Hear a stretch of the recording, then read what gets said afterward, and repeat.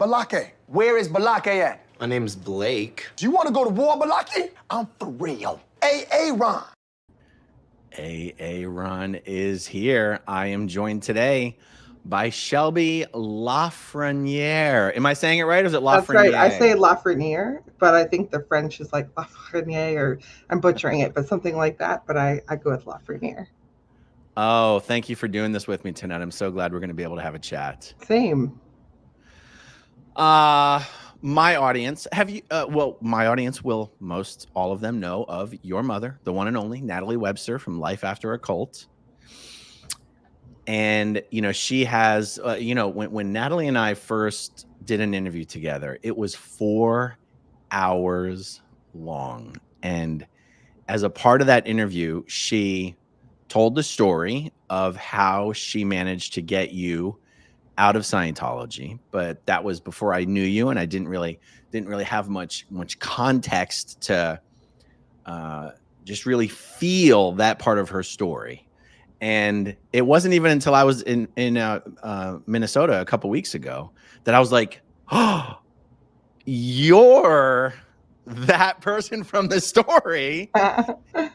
And I almost didn't even realize, just because I just wasn't connecting all the dots. I didn't realize how recently you had been on staff. I didn't know that you had been at Flagford training. And I was like, oh my goodness, we have to have a chat. Yeah, I mean, my mom's story was, it was mostly my mom's story, which is what she should have told. I learned so much then. I was watching live the whole time. I was like, I guess I'm not working the rest of the day. It was a really great interview with the two of you. Is really cool for me to be able to learn about my mom in that way, more in depth. And yeah, but of course, she didn't tell all the details of my story because she was telling her own story. Yeah. So how old are you now? 33. And you were born into Scientology? Mm-hmm. Literally born in the Sea Org. Born in the Sea Yeah, Org.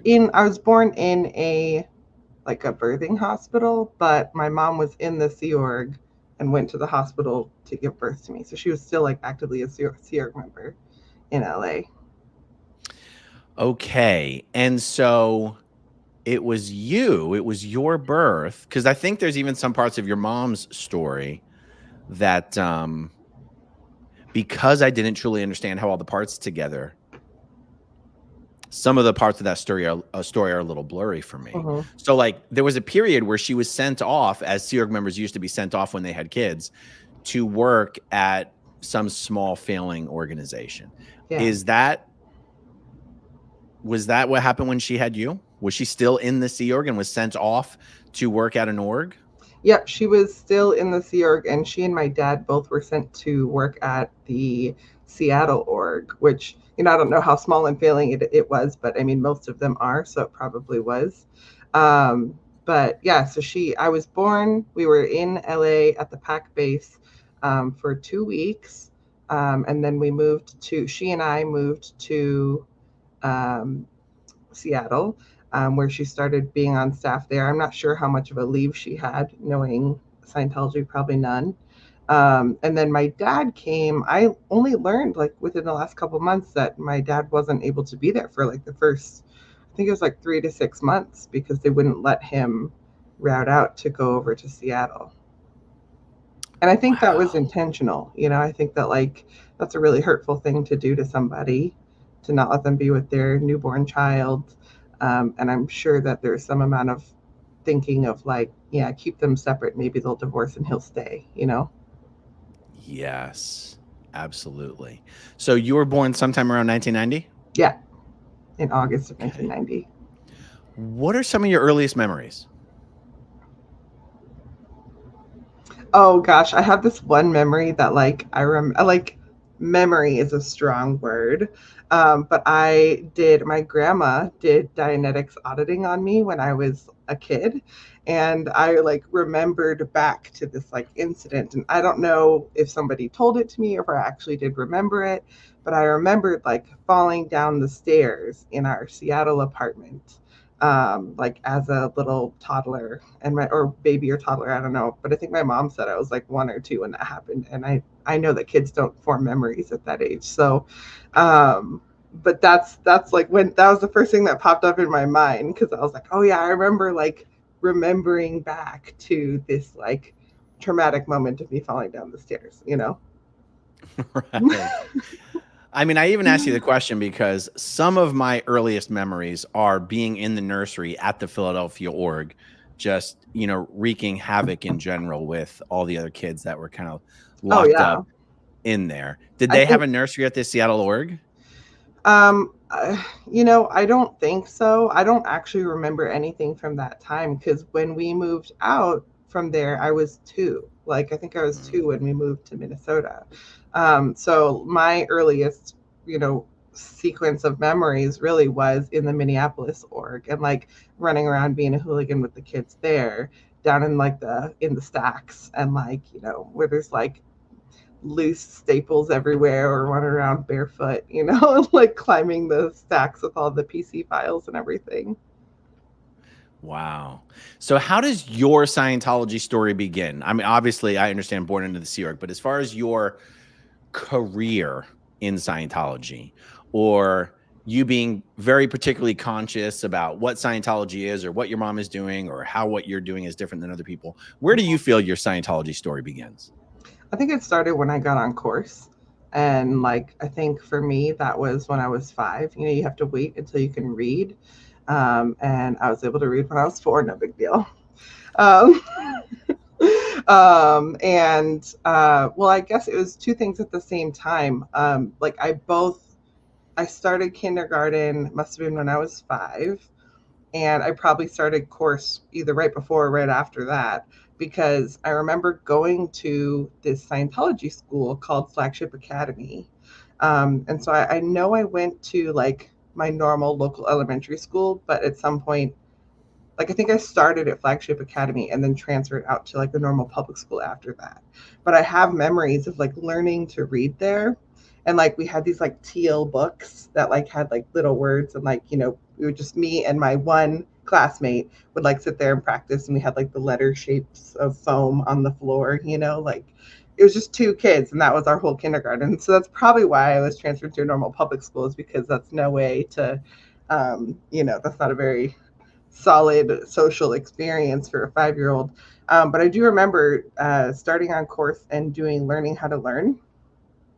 And I remember like spending a lot of time with the word clearer, which for those who are unfamiliar is the person who, like, when you get tripped up in your studies or you do something that Scientology deems is like indicative that you don't understand something, you have someone who like helps you find the word that you misunderstood and then like clear that up. And so like I remember basically 100% of the time being with the word clear and like reading through my course materials when I could barely read. And then, you know, my sister and I would, when my sister could read, then she would join too. And I just remember for many years we would be on course, we'd hate it, we'd like finish the course, and then my mom would sign us up for another one, and we'd be like really sad about that. But we'd often get like a break in between, you know, it wasn't like constant courses. But I'm sure she had pressure from the church to continue to sign us up. So, as far as you know, you were 5 years old when you were doing the learning how to learn course? Yeah, I do know that for sure, because I remember, yeah. That is crazy. Yeah. I mean, I very specifically remember being in the 1st grade with Mrs. Andrews, reading the big books, like giant books on easels. And like, Mm-hmm. we definitely weren't up to the age of reading on our own at 6 years old. Well, And and even that's if why I we think, had been, go ahead. yeah. Well, I was gonna say that's why I think I was with the word clear 100% of the time, because it's like I was barely able to read. You know, Right. I could read, but not well enough to be reading on my own for hours. Like, a course period is 2.5 hours. So Yeah. like no 5-year-old is gonna read for 5 minutes by themselves, not to mention like 2.5 hours. I have to guess the word clear was doing method 7 word clearing with you the whole time. Yeah, just like I was reading out loud and they were listening. I can't remember the difference between method 9 and method 7, but it's one of those two. So method 7 is instead of having the person look up the definition of the word in a dictionary, you just explain to them what the word means. Oh yeah, then I'm sure it was that. Yeah. But yeah, and then I did take the how to use the dictionary course later. I remember I twinned with my cousin on that one, and we both learned how to say the alphabet backwards, and I've never forgotten. I've never forgotten either. Yeah, it's like a Scientology test, right? Like if you can say the alphabet backwards, I'm a little skeptical, and I want to know how and why you learned that because I Go only ahead. You know want to do Scientology. it? Okay, You want to do it? it has to be in one breath, but obviously I feel like I could do it like 10 times in one breath, but we won't waste people's time with that. So ZYXWVUTSRQPONMLKJHDFEDCBA. There you go. So I remember, see, I'm trying to remember that you are like 10 years younger than me. So the courses I remember doing as a kid, I don't think were the same courses. Like after 1996, pretty much all the courses were different. Wow. So like there used to be a course called the 8 Dynamics course. It was this big fat book. It had all these oddly explicit pictures in it of people getting tortured and things like this. Just old religious Kid stuff. Yeah, some oddly sexual pictures as well. I remember that was very interesting. But like success through communication and the 8 Dynamics course are specifically the courses I remember doing around 5, 6, 7 years old. Did you do a success through communication course as a child? Yeah, I mean, when you said that, I immediately thought STCC. You know, like that's the success through communication course. Definitely heard that a bunch. I'm sure I did it. It's not coming to mind right now, like the visuals of it. But I know I did that one. Learning how to use a dictionary. Success through communication I must have done because it would have had the TRs in it, right? It's got the TRs at an introductory level. I did that one with my sister. I have like vivid memories of that because it was like the whole like, have your kids do TR0 and OTTR0, TR0, and TR0 bull bait with each other when they're being naughty, you know? Like my mom didn't do that to us, but I know lots of Scientology parents did. And like it's awkward doing it with your sibling because they know how to push your buttons. So like it's supposed to be like TR0 bull bait with your sibling was like extra hard level, you know? So if you're that young when you started doing courses, how old were you when you actually joined staff? I was 14. So I should say I was 14 when I joined the Sea Org. So I was recruited into the Sea Org by a Sea Org member who was like visiting our org, and it was very manipulative the way that it was done. But I didn't join like class 5 org, like staff at the local org until I was 16 after I came back from having left the Sea Org, and then like continued on course and joined staff at 16. Oh, I didn't know that. Okay, so what happened? How many? I want to ask you about the joining the Sea Org experience, but by the time that occurred, how much Scientology had you done? I think a decent amount because when I was 12, I did a course and I can't remember what it was called, but like maybe it was the Hubbard Communications course. Is that a thing? HQS, Hubbard Qualified Scientologist? Yes. So I'm pretty sure that's what I did. And it was like the first like kind of hard mode course that I did. And by that, I mean like you were reading actual Hubbard Communications Office policies and bulletins. That's a meaty course. Yeah. And so I like started that when I was 12. And I think during that course, I was like, oh, like this is for me. Like Scientology is for me. This makes sense to me. And I decided to start going more often on my own. Wow. You know, in Philadelphia, where I was on staff forever, for a long time, they didn't have a Div 6 course room. So the intro courses and the major courses were done in the same course room. Yeah, that's how it was. And HQS is strangely considered an introductory course. And so I always sort of had a relatively low opinion of what was on that course. Because it's not on the bridge. Right. I remember the first time I opened it up and I was like, are you shitting me? This is like a difficult course than what they're having people study on this. Yeah. It's like, can you hack it when you're reading like red words on white page or like green words on white page? You know, like when we change the font color, can you still do it? Yeah. Now I'm questioning whether HQS is really an intro course. I just remember being shocked when I looked at the check sheet in the course pack for the first time because I never did that course. I remember looking at it and I'm like, holy cow. Like it was crazy. Yeah, I think you still do like all the TRs and everything. Yeah. Okay, so how did the whole joining the Sea Org thing come about, especially since, unless I'm mistaken, you were going to public school at the time? I was going to public school at the time. I had just started 9th grade in September, and this was November of 2004. And a Sea Org recruiter had come to our org, and one day I was on staff because at this point I was going on my own, and I forget exactly how often I was going at that time, but I slowly, from when I was 12, I slowly started going like all day on a Saturday, like 9 to 6, and then I would go all day Saturday and Sunday, 9 to 6, and then I started going actually all day, and I would go like 9 to 10 all day Saturday and Sunday. So how would you go by yourself though? I didn't go by myself. My grandpa would go with me, and he was doing class 4 auditor training.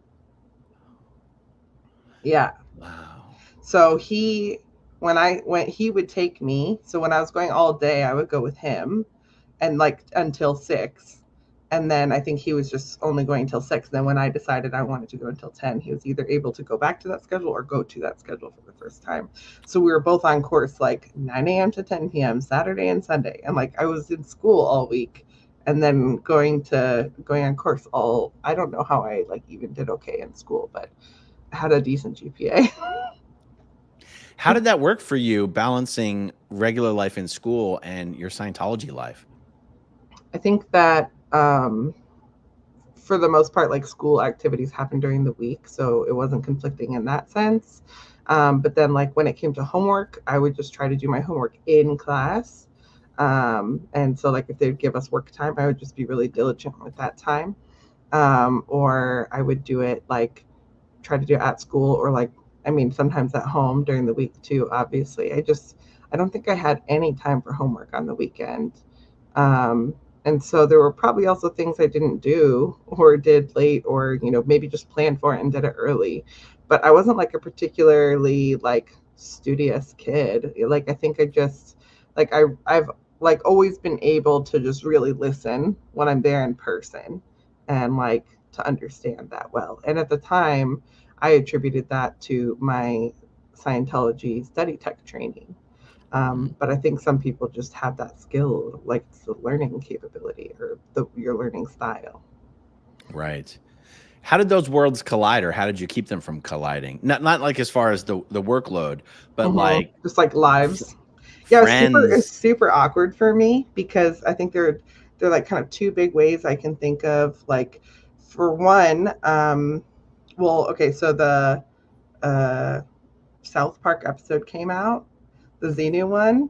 And that was really awkward for me because I had my friends who like knew I was a Scientologist, but didn't really know anything about it because I just never felt comfortable explaining it to them. And they were like genuinely interested and curious, but I don't know, I felt like there was a judgment. And so I didn't want to have the conversation. And so like, I would have to like they would be like, do you really believe that you're like an alien stuck in a body and that like you're gonna explode out one day or whatever, something like that? And I'd be like, I literally don't know what you're talking about. Like it was just true. I've never heard the Xenu story. And I say it time and time again, but I just like Scientology is so much crazy stuff going on. Like you do not need to make fun of Xenu because so many people don't even know what you're talking about because that's OT3 and like most people don't even get to that point.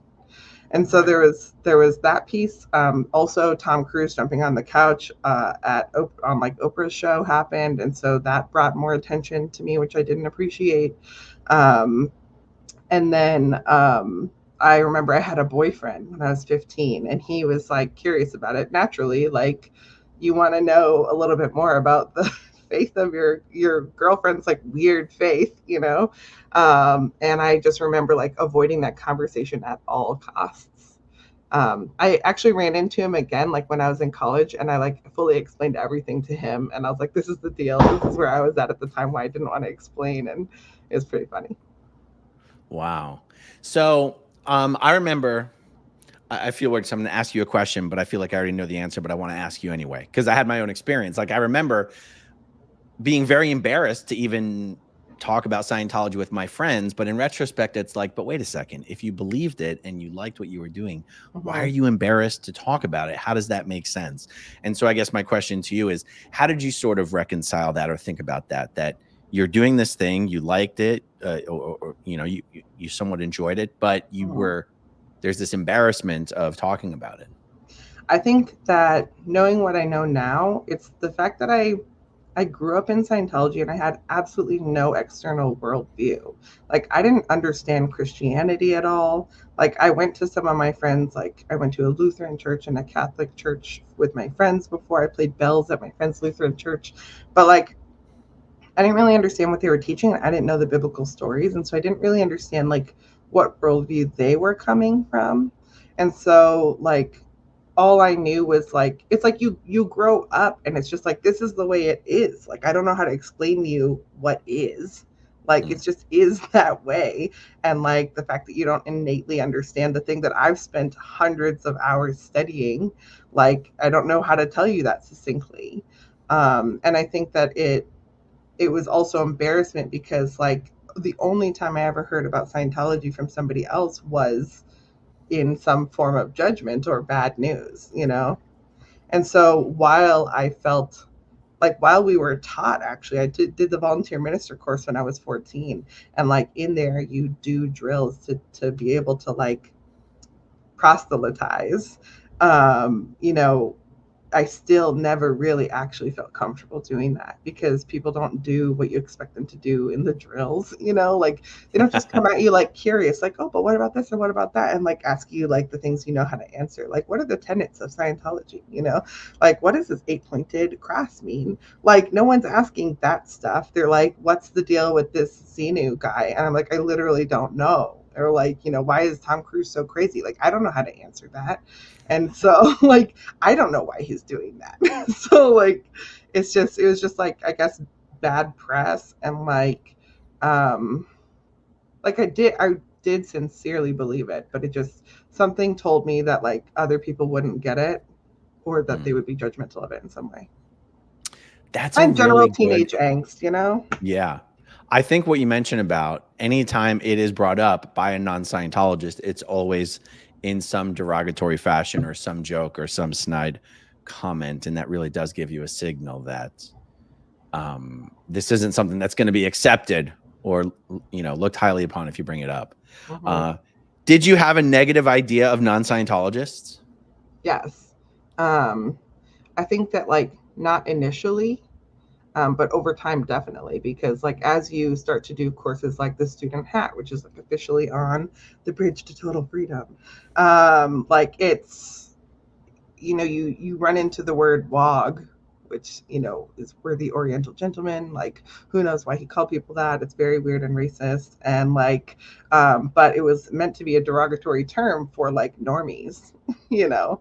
And like, so I feel like after I encountered that word, I learned how to like other normal people, like people who are not Scientologists.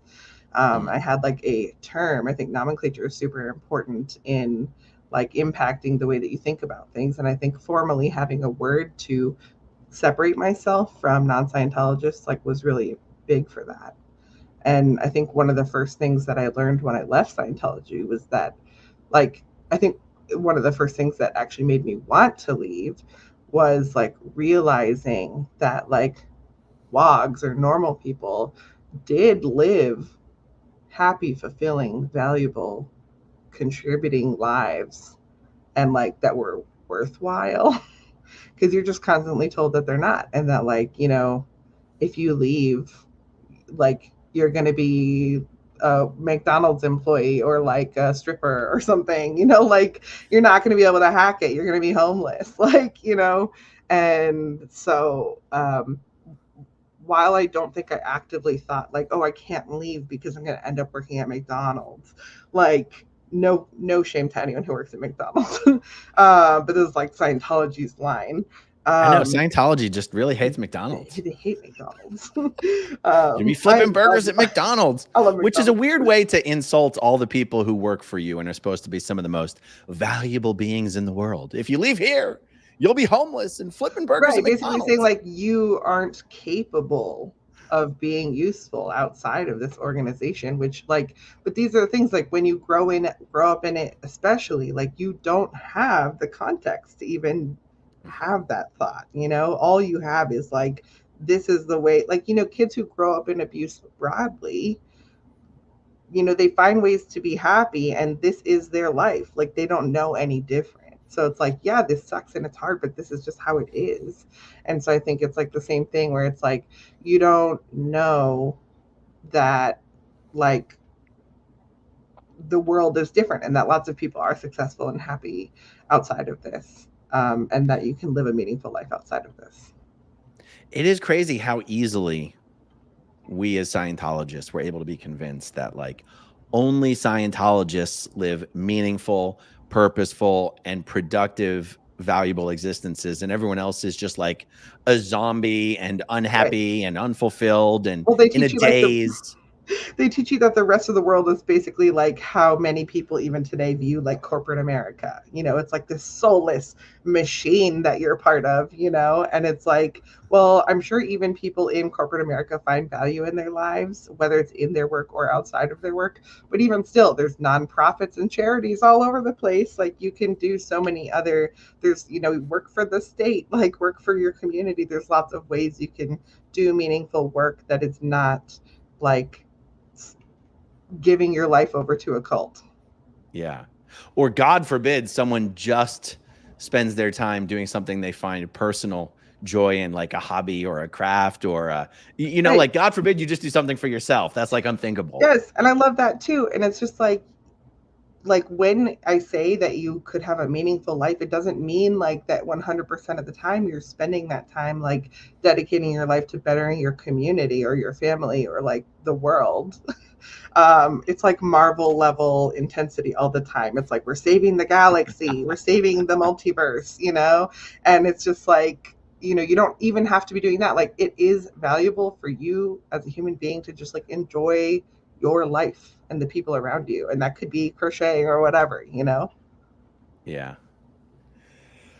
I was going to ask you a question about The Matrix, but I realized you might have been like 3 when it came out or something.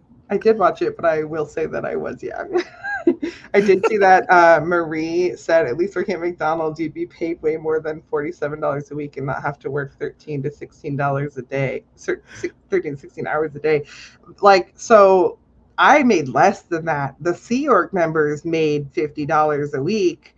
I made oftentimes $2. I remember getting my paycheck when I was at the local org, going downstairs and getting a cheap soda from the vending machine, and that being my paycheck for the week.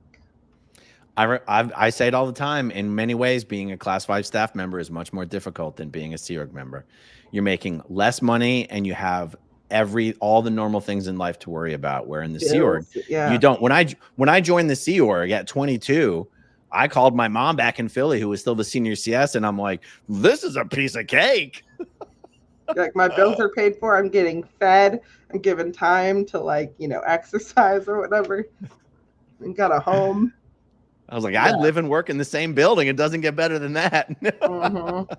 Yeah, I don't know how other people did it. Like the only reason I could do it is because I didn't have any bills. I was a teenager. And even still, my parents were losing money on me because they had to like pay for my gas to get downtown Minneapolis all the time. There's only one staff member I specifically remember from Twin Cities, and that's Casey Thompson, who was a Sea Org member that was sent to the org for some reason. Was he still around when you were there? I do remember that name. I think he was in Div 6, but then he was sent to Flag for soup training. Yeah, he was like a bald guy. Yeah, I'm really bad at like putting names with faces, but like I do remember that name. Yeah, I do remember that name, so I'm sure I knew him.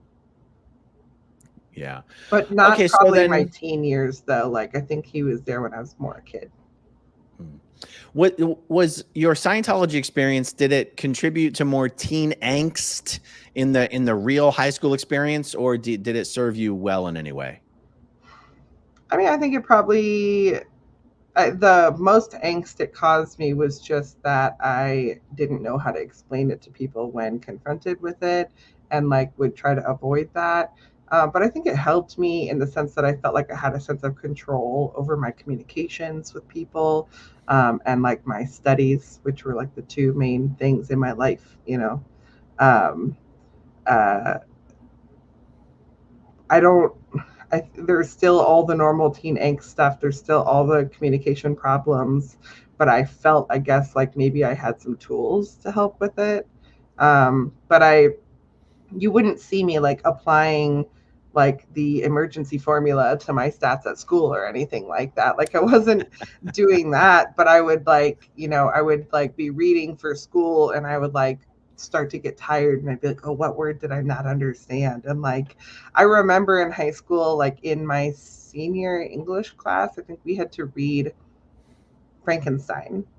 And I just straight up decided, it was the first time in school ever. I was like, I'm just going to not do this one.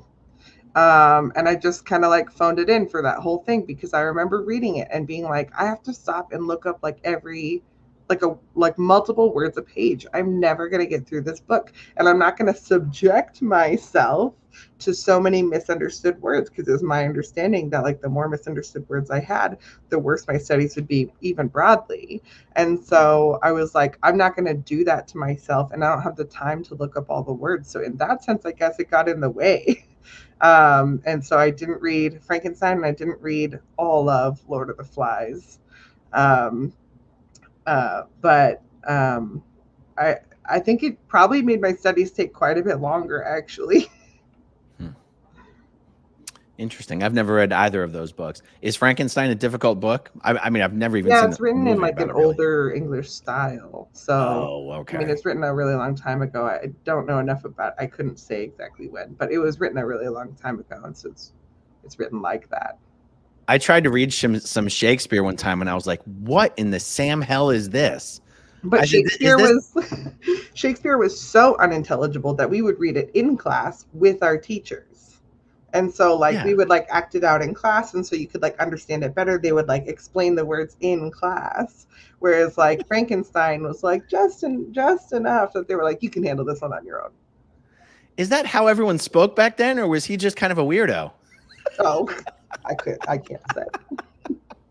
I was like, this is incomprehensible. There's theories he didn't even write it all. So. Oh, I've heard those. I've heard those. Did you ever try to get any of your friends into Scientology? In the most vague of ways. I remember I had a friend, Stephanie, still my friend today, and she was Catholic growing up. And so like we would do this thing, or we had this idea of like, I go to your church and you go to my church, kind of a thing. So like I definitely went to her Catholic church maybe twice. And I remember it was so boring, and we had to bring soup cans to donate, and like there was a lot, and I don't even remember if it was all in English. Like it was the pits. It sucked.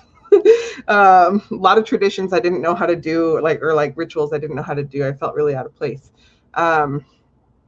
But then I don't think she then turned around and actually like went on course with me.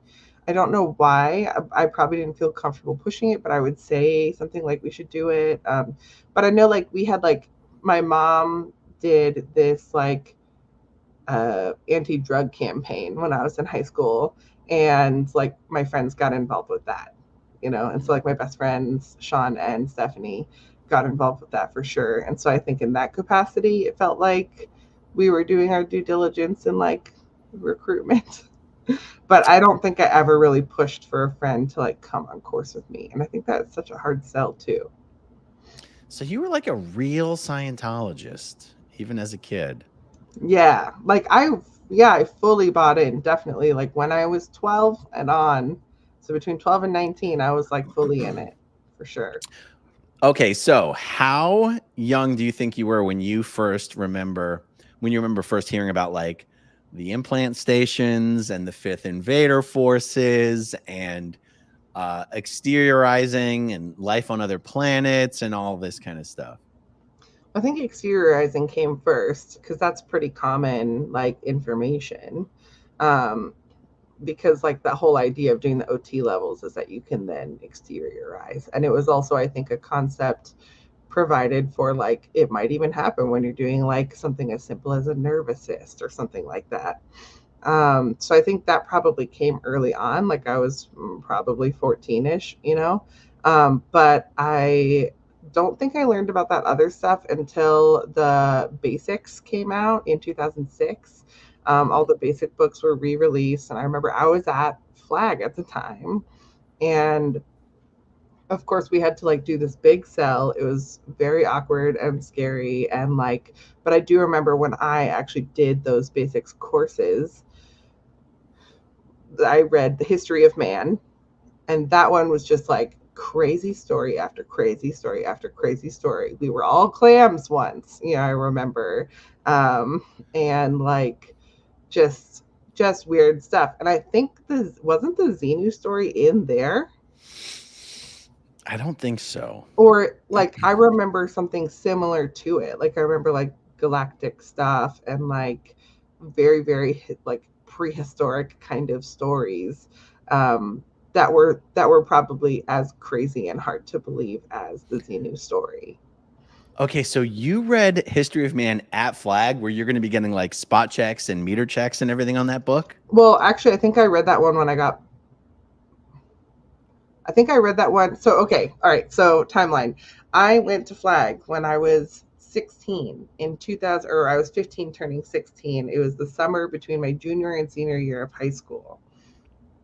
No, that's not true. 16 turning 17 is the junior year between my junior and senior year of high school. So 2000, summer of 2006. So I was there for the basics release. I don't know what event that was, but or did that happen in 2004? I don't remember now. Maybe. Yes, it would have been before. Because if it was 2004, then I actually think I think it was for that short 3.5 week period that I was in the Sea Org. So there was a period where the basic books, I think, came out prior to the entire materials guide chart coming out. Like the entire golden age of knowledge was released. And this is my pure memory, because I left the Sea Org before all this in 2006. And by the time I left, it was before all the Sea Org members were put onto nonstop 24-hour WQSB book sales. Like I left before that. But I remember having to do some chronological basic book studies before I left. So I feel like there was 2 stages of release, but my memory on this is highly imperfect. I just Googled it. Really technical stuff. It says this says like January 2007. I don't know. But that was specifically Scientology 08. That was like that particular book. So okay. But whenever it was, I was, depending on when it was, I was either in in LA. Okay. I'm so sorry. I now remember. Okay, so when I was in LA joining the Sea Org, that's when the Tom Cruise Black Turtleneck event happened, where he was like, ha ha ha ha, we're all better people. That's like 2004. Yes. So that's where I was at. I was on the PAC base in LA. And then in 2006. I was there at that time. We were there together? I was at ASHO. I was the tech sec at ASHO. I was running up and forth down L. Ron Hubbard Way, like with chairs in my arm, like just setting up the events, then breaking it down, setting it up again, breaking it down. It was like military, keep you busy nonsense, I remember the tent for that event. Yeah, that was me, baby. So anyway, like the basic books, I'm pretty sure must have come out in there's a release in 2006, and we had to do a lot of sales. And then I came home to finish my senior year of high school, which was insisted upon by my parents. Specifically, they used my dad because he was not a Scientologist anymore. And he was like, I'm her legal guardian and she needs to finish school or I'm going to make us think about it. And so I came back, finished that. And during that time, I did the basics before I then graduated and went back to Flag. So I did all the basic books while I was at home and during my senior year in high school. And I actually remember during our senior party, it's like an all-night party. You get done at like 5 a.m. They give you breakfast and they send you home. I came home and I was reading like the problems of work or one of those books in our breezeway, and like because I had to get a certain amount through so I could finish like my course before Thursday at 2, and I fell asleep in our breezeway And then I like a couple hours later, like went to course, you know? So like, yeah, it was, anyway. So I did read The History of Man during my senior year of high school. I did read it at our local org. And I just remember, honestly, like, I think I took things really seriously, but I think I just was like, oh, that's interesting. Moving on. Like, I don't think I held those beliefs really. And it wasn't shaping my worldview because it was framed as something so far back from present day. And I was like, it's so far back, it almost doesn't even matter. Like, it's like just being like, this is how life was formed, you know, by these like, you know, cells getting together and making bigger things and then whatever. Like, cool, you can know that. It doesn't change how you live your day. Right. Yeah. I remember, oh God, there's just parts of that book I just gave up on. Like, I'm sorry, no matter how many times I tried to conceptually understand what in the world he was talking about when he was talking about a genetic entity, I was like, this does not make any sense. Were you ever able to, how did you ever make sense of what the hell he was talking about? I think a lot of times I was like, I need to know enough to be able to pass like a spot check. Because this is, I felt at the time, like, this is not important. Like, this is not, this is not the skills that are going to teach me to be a better auditor or the skills that are going to make me go clear. Like, you know, like, these are not the important things. These aren't even communication skills. This is a story. This is history. It's not that important to me. And so I remember also, like, do you remember what was that super long one that was like 1 million tapes and it was like the PhD? The PDC, the Philadelphia Doctorate Course. Yes, that one I like zoned out for quite a bit of that. I never did that one. I never did. I never made it that far into the materials I did guide chart. all of them. The materials. You did the whole thing? I'm pretty sure I did every single one of them. Yeah. You know, because when I was writing out of the Sea Org, one of the things I could do that felt productive and was, I listened to like the oh, I just lost it. What's the Congress that has to do with overts? Not the clean. What's the Congress that has to do with overts? I can't believe I just don't know. On it. Was it part of the? Oh my God! Huh? Was it part of the basics? Yeah. Well. Or was it a separate Congress? Because the Congresses were different. Okay, so this is probably going back to my idea that there was a staged release. Yeah, because before I really was a full-time student, there were the Congresses. That was like before my time. That's right. Is it the Clean Hands Congress? No. Oh my God. Oh, guys, any form of Scientologist in the chat. Any form of Scientology in the chat, specifically having to do with oversight and responsibility. But you're right. That's what it was. The Congresses came out. The advanced clinical courses came out, and then like the entire thing came out. The entire materials guide chart came out. And honestly, when you say the materials guide chart, I don't even know what you're talking about. Like the materials grade chart. It was the entire chronological. It would go book, Congress, book, ACC, book, Congress, book. Oh, okay. So was the PDC part of it? Was a Congress? That makes sense then, because I was at that point. I was just like, let's go, because like my literal job was full-time student, and so I was just like slamming through those things. Yeah. Okay. So if a course supervisor spot checked you and asked you what is the definition of genetic entity and what is its role, what would you have said?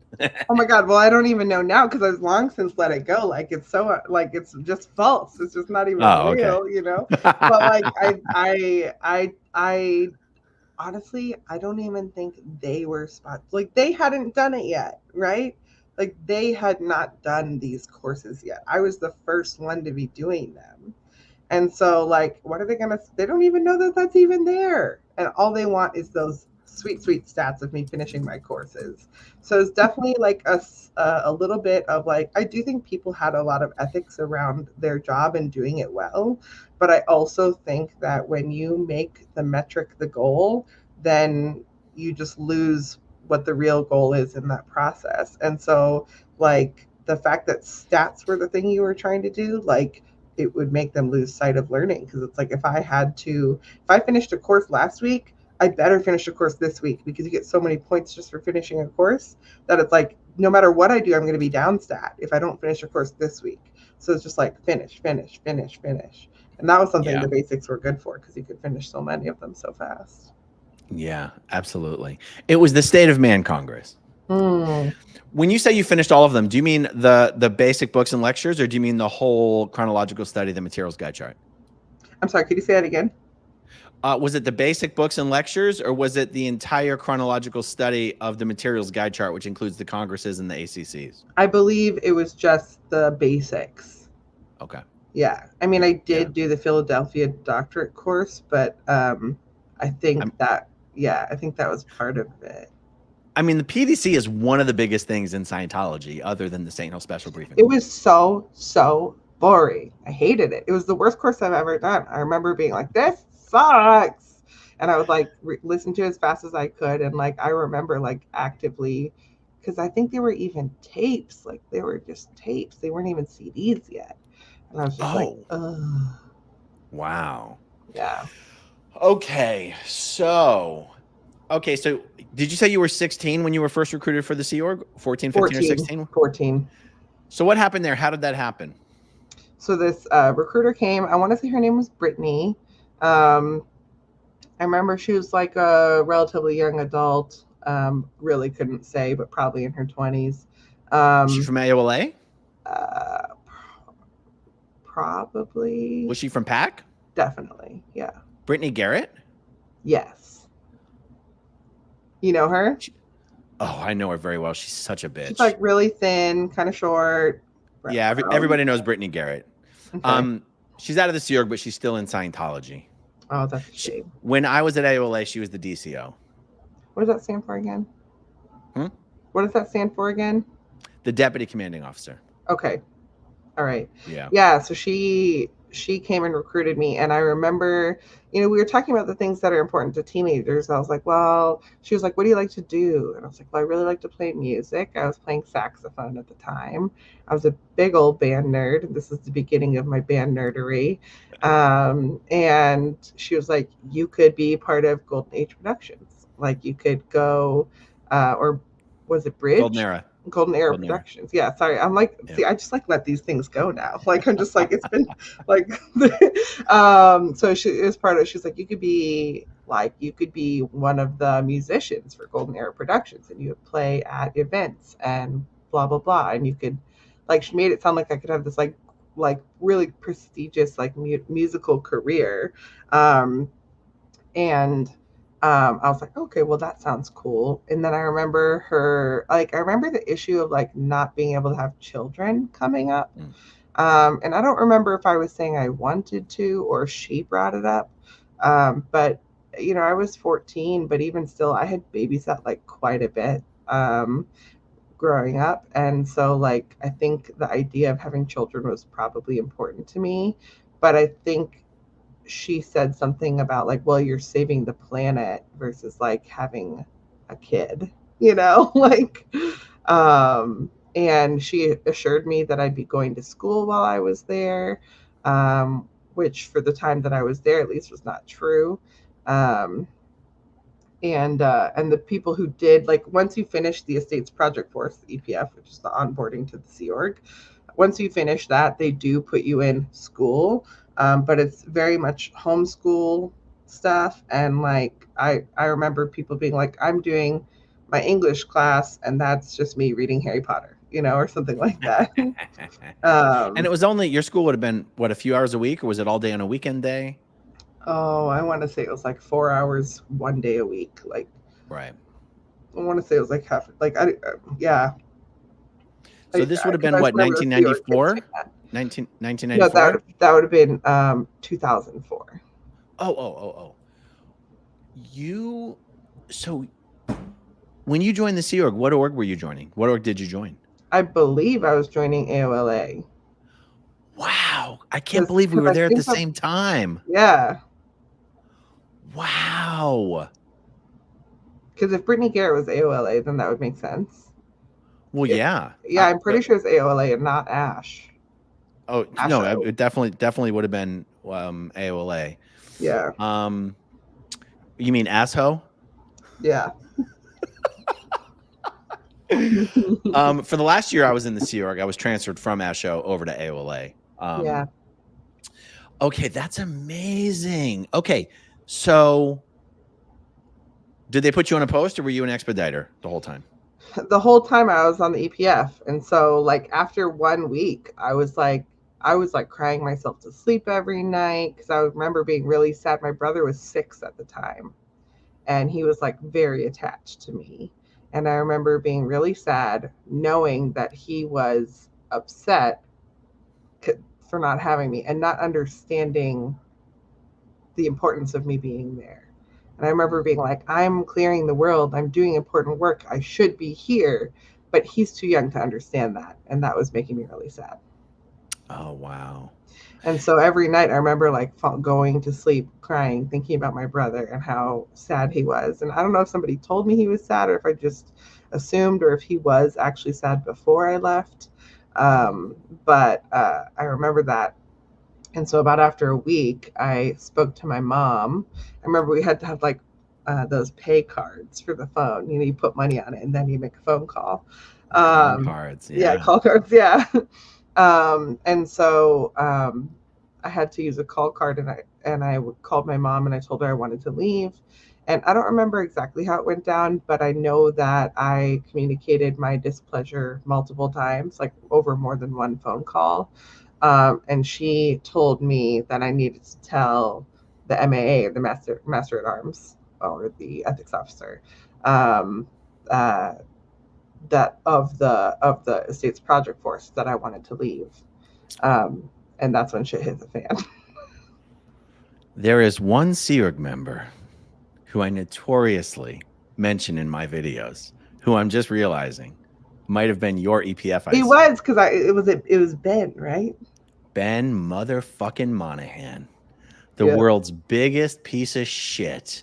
What was your experience with him? It's okay if you didn't have a bad experience with him. No, I mean it was bad because I was trying to leave. I remember he would like get in my face. Like I would be like sitting, either standing or sitting, but he was much bigger than me. And I remember he would like get in my face and he would like yell at me about how I'm being out ethics and like I signed a billion-year contract and like I'm letting L. Ron Hubbard down and like what overts did I commit, things like that. And like I'm 14 years old and this is like a grown ass man like right in my face. And I don't remember like I'm sure I cried. Like I'm sure I was upset by it. And then he would like leave me alone in the room for like hours, or like basically instead of going on course I would have to go to the ethics office. And I remember there being like days and days and maybe even weeks. I think it ultimately was weeks of me just like not knowing what they were going to do with me. So I was literally just like sitting there, like twiddling my thumbs, either being yelled at or just like thinking to myself. And like they would threaten a lot of times that I had to write up my overts and withholds, but they never directed me to actually start doing it. And so I started just doing it because I was like, well, I have nothing else to do. Might as well write up my overts and withholds if that's what I need to do so bad. And I remember writing up like, I chewed gum while I was on post, like we were like building Winter Wonderland in LA. Like that was our job for some of the time. Another time I was like tearing down walls at the birthing across from the Celebrity Center. I forget what it was called. Oh, the Bronson. Yeah. So we were doing demolition at the Bronson. And I remember like tearing down walls and that being super fun. And also like there was one time that I'll just never forget where they asked me to go check the pipes, and like just to make sure they were stable. Like there's someone who knew better than me was like, just go jiggle the pipes and make sure everything's good. I was like, okay, cool. So I start at the top and I start jiggling the pipes. And on the 3rd floor, I hear like ka-chunk, and then like water starts spraying everywhere. Like they hadn't turned off the water. And so like the water like spilled from the 3rd floor to the 2nd floor to the 1st floor to the garage everywhere. And I also remember one other time, like I jumped over a box of tools and there's a sawzall like poking straight out. I like totally cut my leg on it. Just like bleeding everywhere. But it wasn't, I don't remember it being so sharp that I didn't feel it. I just felt the blood coming down my leg later. Just like not a safe environment for 14-year-olds who are dumb. But anyway, So like when I was not on post, that was like our job. So when I wasn't on post doing that, I was supposed to be studying, and during my study time, I was in the ethics office for most of the time. And so I started writing my overts and withholds, and one of them was like I was chewing gum on post because that was like not allowed. And I think that was the worst. I think I wrote like two things. I don't remember what the other thing is, but like that was definitely like the one where I was like, this was bad. I should not have done that. And then they kind of freaked out actually because they were like, oh no, because it's like kind of an auditing technique to have someone write their overs and withholds down. And so, like, but they didn't get like case approval for me to Oh, you didn't do get it. CS approval to do it. Okay. Right. So I just like started doing it on my own because he kept threatening me about it. And then they were like, oh no, like you shouldn't have actually done it. Like, and then I think they were like, I don't remember getting in trouble for that, but they were like kind of worried for me or something like that. Um, but yeah, I was definitely told I was not allowed to talk to my mom anymore on the phone during that time. And so I think I went, like, I mean, if I told her at week 1 that I didn't want to be there anymore, and let's just even say I talked to her for a few more days after that, like I do think there was a full 2.5 weeks that I didn't talk to her. And I just thought I had been like abandoned there, and that like they were going to actually hold me to this like billion-year contract. And that's why I started writing my overts and withholds, because I was like, well, this is the only way forward, And so I just started doing that, and I had no idea that my mom even knew what was going on. But apparently, the whole time, like my mom was calling regularly, checking in on things, like trying to get me out of there. My grandma was calling and checking in on things and trying to get me out, and like who was also a Scientologist. And so, like, they were both calling like every day, all the time, but like they wouldn't tell the ethics officer, like the MA wouldn't tell me that, because obviously that would give me hope. And so, I remember setting up that event, and like being in the big event tent. And like I would cry all the time when I was there because they always played this like chill music that my mom played, like Jewel and Nora Jones and shit. And I would just be like, oh, I miss my mom. And like then one day she just like showed up, and she just like, I remember her just like, so like the way she tells the story, we saw each other earlier. And like and I believe her, we probably did, but that's not how I remember it. Like I think we saw each other earlier, she took me for a little snack at the cafe, and then she like figured out how she could actually take me away. And this moment that I remember was when she could actually take me away. And so like I remember she was like, she got there and like was like, we're going, and I just like dropped everything and left. And I remember like walking back to the hotel that she was staying at, but like I actually couldn't walk because like on the EPF you have to run everywhere. And so I was like, I feel like I have to run right now. And I like ran ahead of my mom, like, and then would like kind of circle back, and then like run ahead and then circle back. And then like it like I couldn't like not run, because for the last 3.5 weeks I've been running everywhere I went. God forbid Ben Monahan saw you. Right. Do you remember who the MAA was for the EPF? Well, I guess I thought it was him, but no, he was the director, right then? He was the EPF. Ben would have been the EPFIC. So I believe it was a woman, because I remember a woman being there.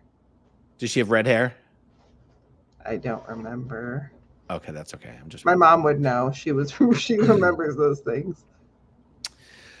And so after your mom got you out of the EPF and back to Minnesota, you ended up on staff after that?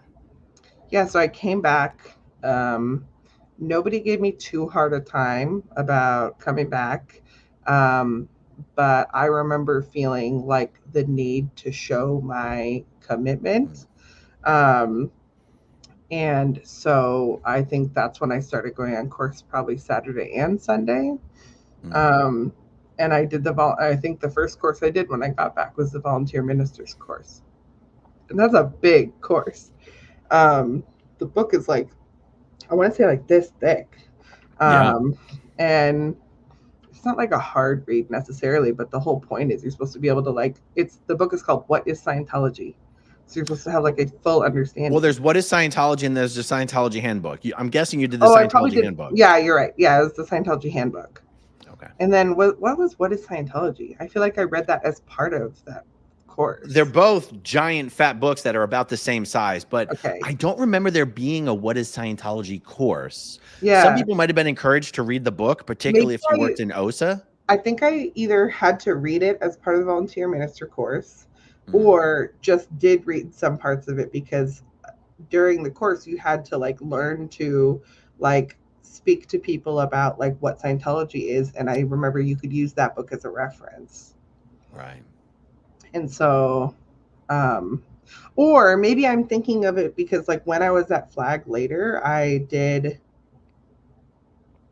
gosh, I'm trying to think about it. Maybe I finished. Oh, okay. I think I'm confusing timelines. I think I started the volunteer minister course at Flag, and then when I came back, I finished it because I remember, or I don't know.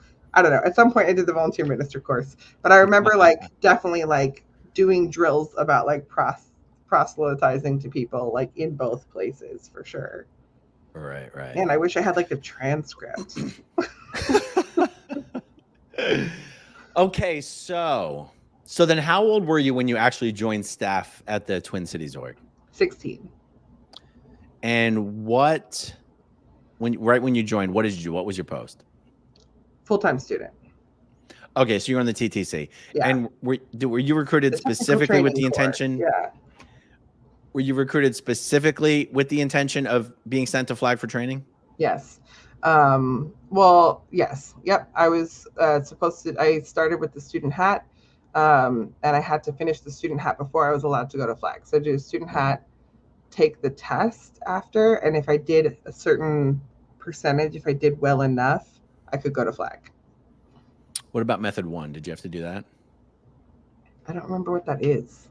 Method 1 co-audit. It was basically word clearing subjects, assessing a list of subjects. You'd remember. You'd remember if you'd done it. I want to say I did it. Okay.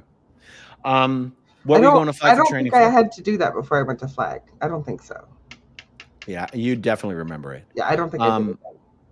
And what were you going for training for? I was going to be well, I'll say the technical terms and then we can explain if we need, but I was going to be a class 4 soup. So, a co-audit soup then? Well, so I was training as a class 4 soup with the intention of being a Div 6 soup in the end. So they were specifically telling supervisors they had to be class 4 auditors, even if they weren't going to be co-audit soups?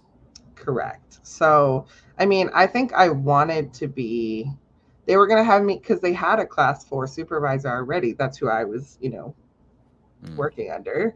What they wanted to do is to open a Div 6 core classroom. And so that was going to be what I was going to do, ideally in the ideal org once it had opened. Wow. They wanted the Div 6 soup to be a class 4 auditor. Yeah, because I think they wanted me to be able to do both. Wow. So how was that experience? There's like 1,000 questions I want to ask you about your Flag training, but I don't know where to begin. Like, how long were you there?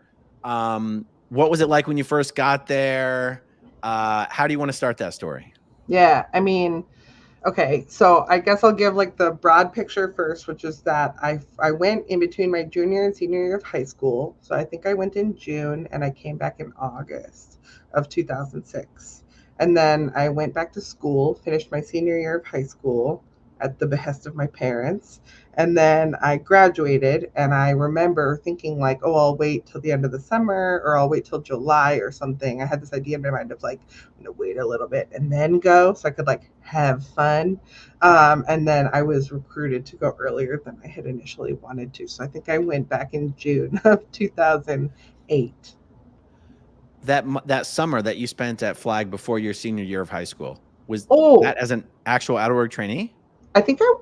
Okay, hold up. I think I was saying 2006 this whole time. I was wrong. It was 2007. I was saying 2006 because I was 16, and that's how I remember my age. But like, I was 16 and I turned 17 at Flag. And so that makes sense. And with this timeline of the basic books being 2007, if they were released in 2007, that makes more sense with me being there. So I'm sorry. I was figuring that out. What was your question again? If I understand correctly, you were at Flag for the summer before Mm-hmm. your senior year of high school. Yeah, And then you finished your senior year of high school. Then you went back to Flag. correct.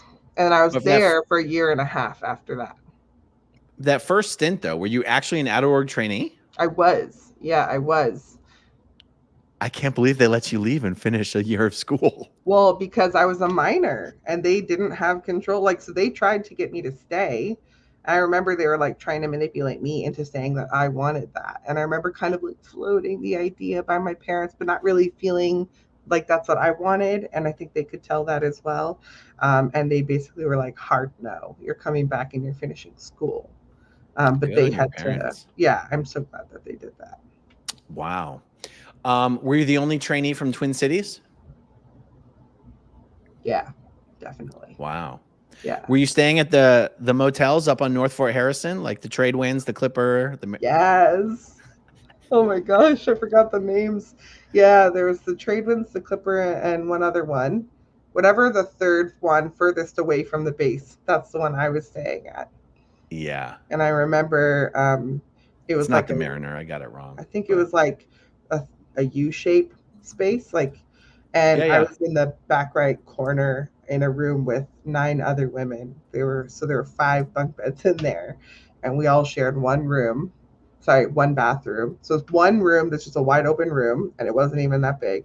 5 Yeah. bunk beds, 2 wardrobes, um, a bathroom with one shower. But Yeah. we were like hardly ever there, you know? So when I went back to Flag as a trainee in 1998, I lived in that exact same motel. Mm. Yeah. It's there. I mean, they're basically just studio rooms with at least 2, 4. The one I was in had 3 bunk beds. So 6 guys, Mm-hmm. just 6 guys in a studio room with one bathroom. Yeah, I think you would have a room of either 6 or 10. Like those were the options. Yeah. Maybe with 4, I don't know, but yeah.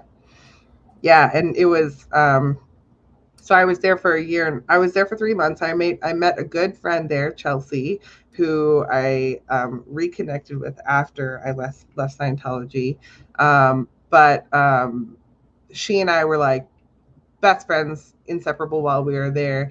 I also like initially my org was paying for me. Like they had to pay your room and board, which was actually really like a really low amount. It was like $120 a week or something like that, considering I was being like housed and fed. um, and they paid it for a while. And I remember I was like slamming or like they paid it for a while. And then I remember I had to like start doing work study because they stopped paying it. And so that meant that for like 4 hours in the morning, I had to like go do a job. And so my friend Chelsea and I were like housekeeping for one of the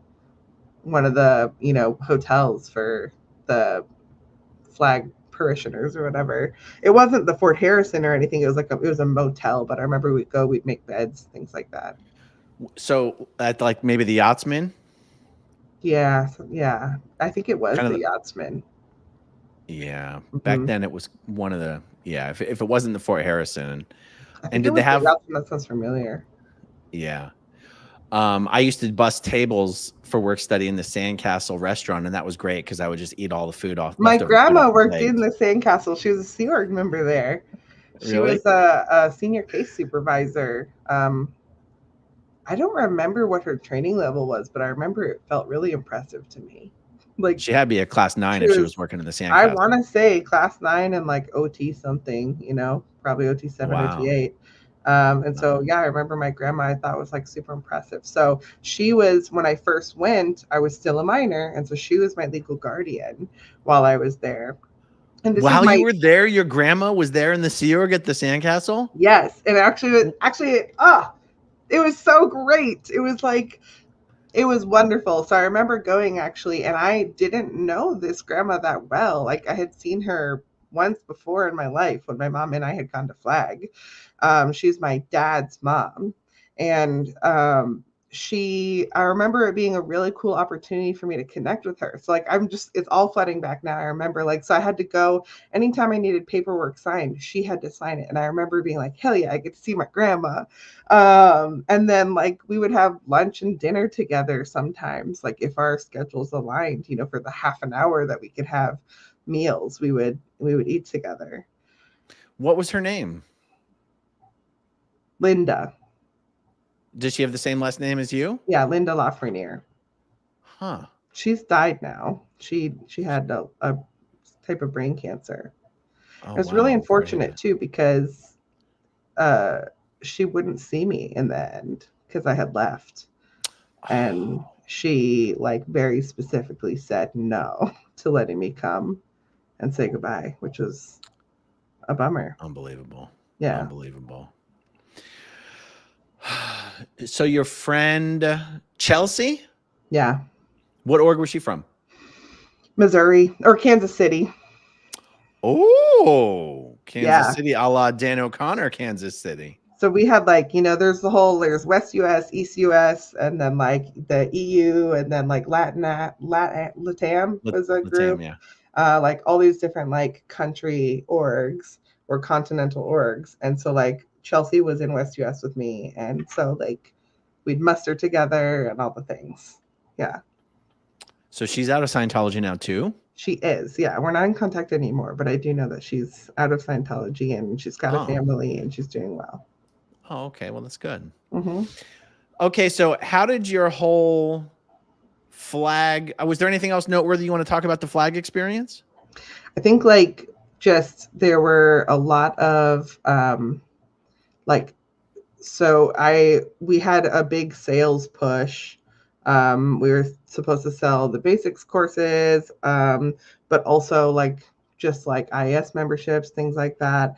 And as outer org trainees, you had to do that? So there was some point when I want to say it was when I came back the second time, and like there was this whole push of us doing sales. And so I don't remember what was going on, but there was some reason, there was some push for it. And so like it first started with us all being sent to this like call center that had been built. And we were like trained in very briefly on how to do the call center, just like when the phone rings, pick it up and like make sales. And so I am not a salesperson at heart. Oh, it was an auto dialer they had you guys connected up to. Yeah, but you had some amount of manual control.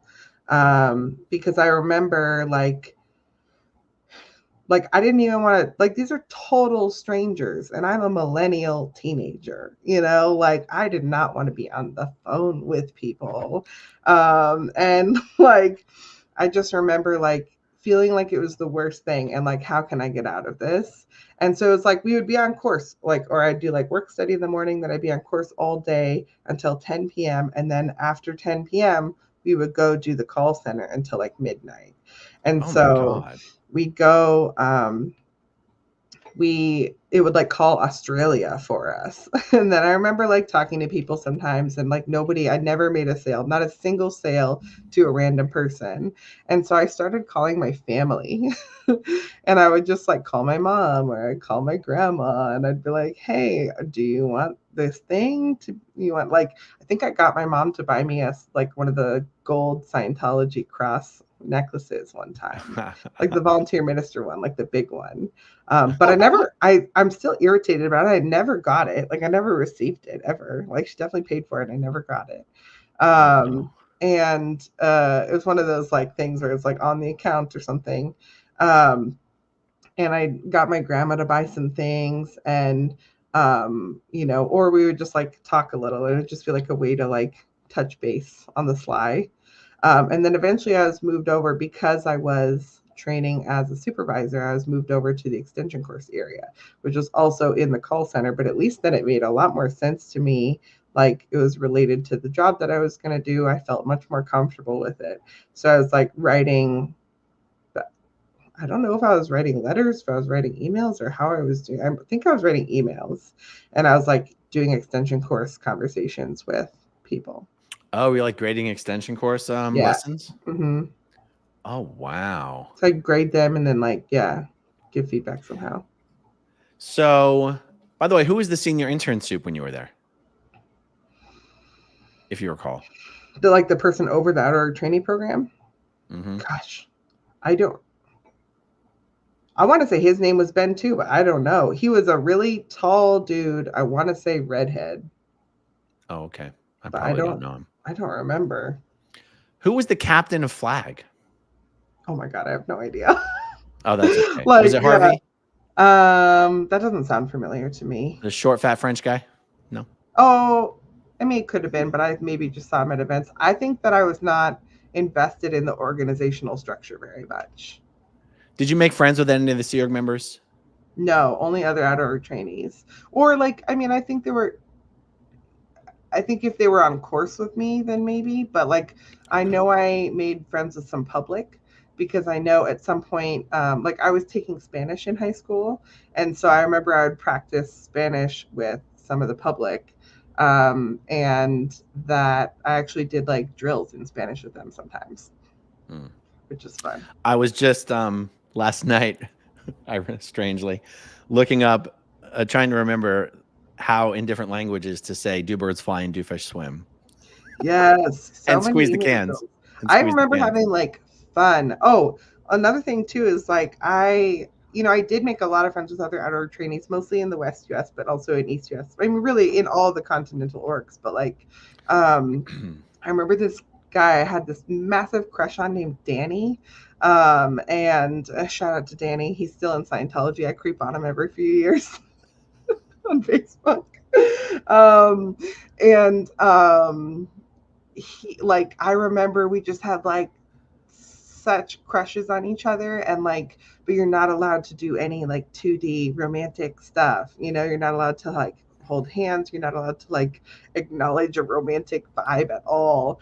And so like we were just really good friends. I remember we'd like stand waiting for the bus, and we'd like put one headphone in each other's ears and listen to music together. And then like the most scandalous stuff we did is like we would sit next to each other on the bus, and like my arm would be like touching his arm, and like my hand would be like on my leg, and his hand would be on like his leg, and like maybe they would touch a little bit. And then like this one time in the stairwell, like I was running after this piece of shit 9-year-old. That's another story. This like I was put in charge of a children's course room, and it sucks so bad. But anyway, I was running in the stairwell. I saw Danny, and like we passed each other in the stairwell. We like grabbed hands, and it was like the most romantic thing that had ever happened to me. But I remember being like, this is massively not okay,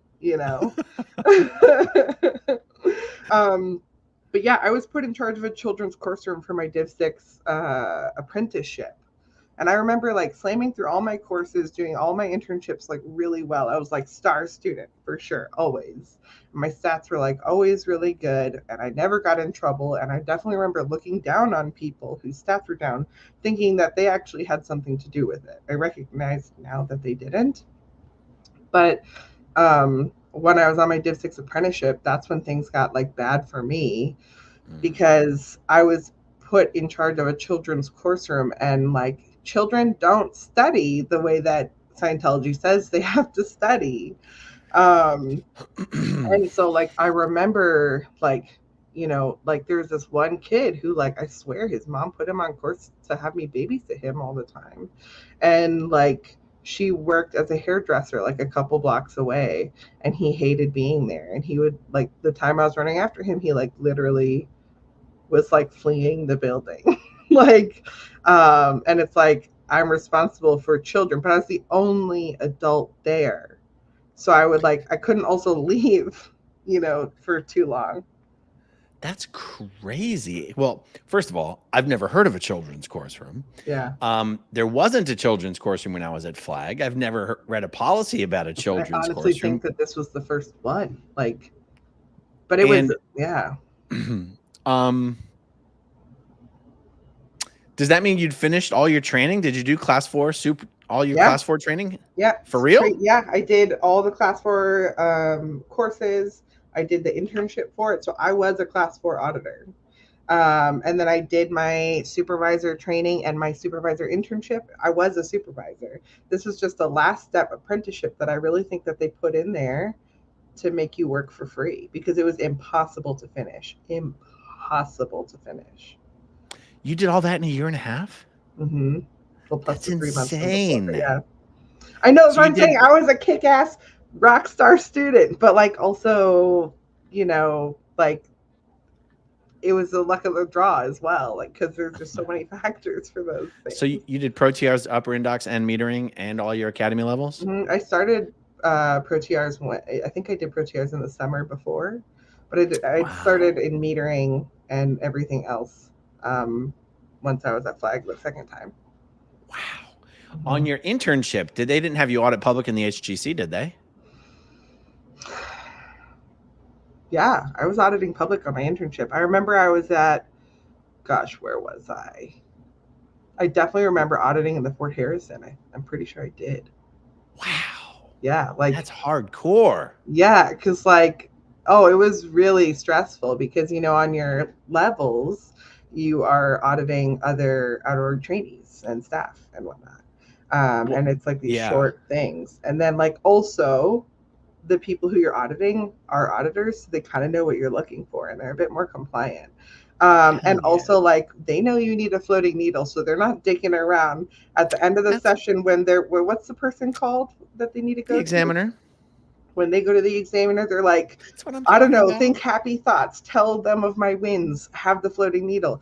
But I'm telling you, public don't do that shit, and they will fuck you over so hard. Excuse my language. They don't know what the fuck they're doing. And then they go in and they're like, they literally ruin your life. Like, they don't get a floating needle and you're fucked. Like, you're red tagging. Yes. Red tagging is for amateurs. Oh God, it was so scary. When I was on my cramming officer internship, I had such little patience because the people I was doing cramming cycles on were Sea Org members who were either auditors or supervisors. Yeah. And I'd be like, you know exactly what we're doing here. You better play ball because I want to go to lunch. We're not about to get into a word chain because you won't FN on sentences. Right. Get out of here. Get it together. You know what we need to do. Yeah, but public just doing what they do. Like, they don't know what's going on. Oh, it's crazy. What was your trick for FNing at the examiner? I would just it was fake it till you make it kind of a thing. Like, I remember I would just think or just focus on the positive, and I'd be like, and then this amazing thing happened, and then I realized this, and how amazing, and I would just talk and talk and talk and just feel, get the butterflies in the chest and feel elation as much as I could. And I remember feeling pride over being able to make myself FN because because I would do e-meter drills with friends, and they had to do a drill where they have to just read FNs over and over and over again. And I do remember that I was a good person for that. Yeah, I always thought it was obvious to everyone that the trick of FNing at the examiner is to talk about your so-called wins until the examiner stops looking at the e-meter. Exactly. When the examiner stops looking at the e-meter, that means you've already FN'd. I'm going to indicate it as soon as you stop talking. Exactly. But if you stop talking, they'll wait for a little bit and then they'll just tell you that you they'll just end it. But if you never stop talking, they'll just keep waiting and waiting and waiting, and you have more time for the FN to happen. That's right, because it helps to know that the examiner wants you to FN just as much as you do. Everybody wants and needs it for their survival. Yeah. I think I had a red tag one time, and that was at the Fort Harrison. So then I had to do restudy. It was a very shameful experience. Because it literally actual shame, because it's I didn't apply L. Ron Hubbard technology properly. I am a piece of shit. I am garbage. I am if I am allowed to continue doing this, I will ruin the world. These are the stakes you believe. Wow, that's rough. Mm-hmm. In my experience, I mean, red tagging wasn't particularly the end of the world. It happened all the time. But it certainly is a pain in the ass. By the way, for those people watching, a red tag is when you go to the examiner after a session and your needle doesn't float. And now you got to do correction. Dun, dun, dun. I love this. To FN, all you needed to do was make stuff up and then also rock slam, baby. By the way, oh my God, so much fun we can have here right now. Okay, dating drills on the metering course. Were they still doing the dating drills this lifetime, last lifetime, 22 and 25? Yeah. Okay, and there was a lot of go ahead. Here's my pitch. E-meter, the E-meter drill 22 and 25 proves that the E-meter does not work. Tell me. Or it proves that the E-meter does not read on reactivity. It does not read underneath your consciousness. It does not read based on charge, because you're literally making up a date and writing a date that has absolute no meaning, no significance, no charge, not tied to any incident. And not only are you not, and you're not allowed to check false and protest reads. So you're supposed to get, you're basically being trained to believe that this read, that this date that has no significance is supposed to read on the E-meter, and you're not supposed to get any other false or protest reads for any reason whatsoever. And none of that makes any sense if you actually think about it. Do you remember ever being on the can side of things? Yeah. Like maybe squeezing a little bit with your hand to No, I had other ways. I could make the meter read other ways. I had a very, very strong metab, and I could just very, very softly and quickly breathe through my nose, and I would pretty much get a long fall every time. I love that so much. I am really appreciating this conversation because I don't get to have auditing specific conversations with ex-Scientologists, and so there's another very good way I can get the meter to read. I was back then I was a runner. I would do 5Ks and everything on the Dynetics running team, and there's just something about the exhilaration of being at the starting line waiting for the gun to go off. And all I would have to do is think about running in the turkey trot or something like that. If I just thought about certain parts of a race, I could get an LFBD. Wow, that's awesome. I'm sure I had tricks like that too, of just I just think of I remember thinking I'll just think of, I thought this is, so cringy teenage stuff. I would think of Danny. I would think of Danny and crush on Danny and how much I love to get a read. To get reads. Probably both, honestly. Yeah, Surge. Instant FN looks like a read anyway. What org was Danny from? I want to say he was from Portland. And he's still in Scientology, huh? Yes. I mean, last time I checked, which was probably in the last couple of years, but I think he has a wife and at least one kid now, but I don't know how they're doing it, if they're maybe she's not on staff, but if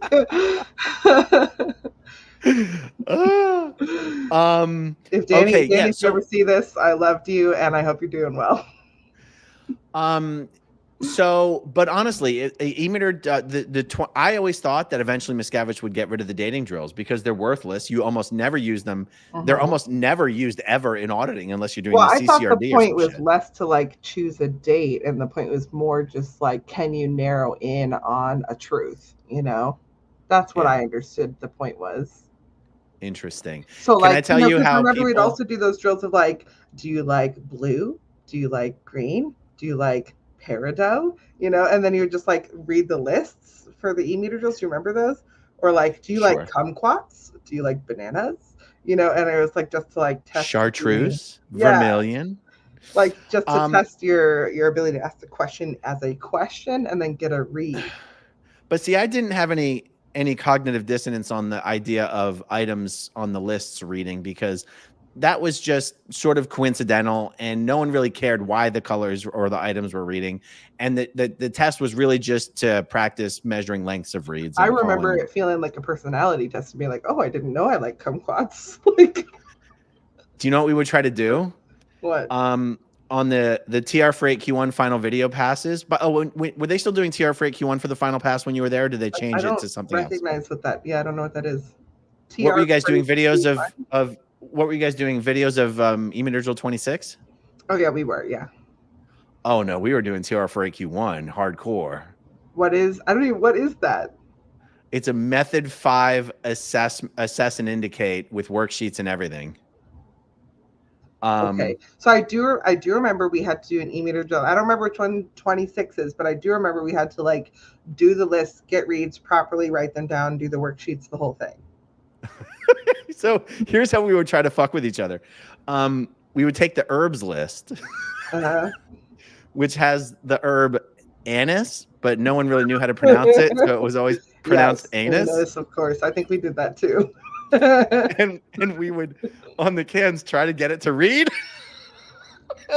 So they'd get to the end and be like, your item, I would like to indicate your item is anus. Because you also had to like keep your TRs in, you know, like you couldn't laugh or even smile. Like you were on camera.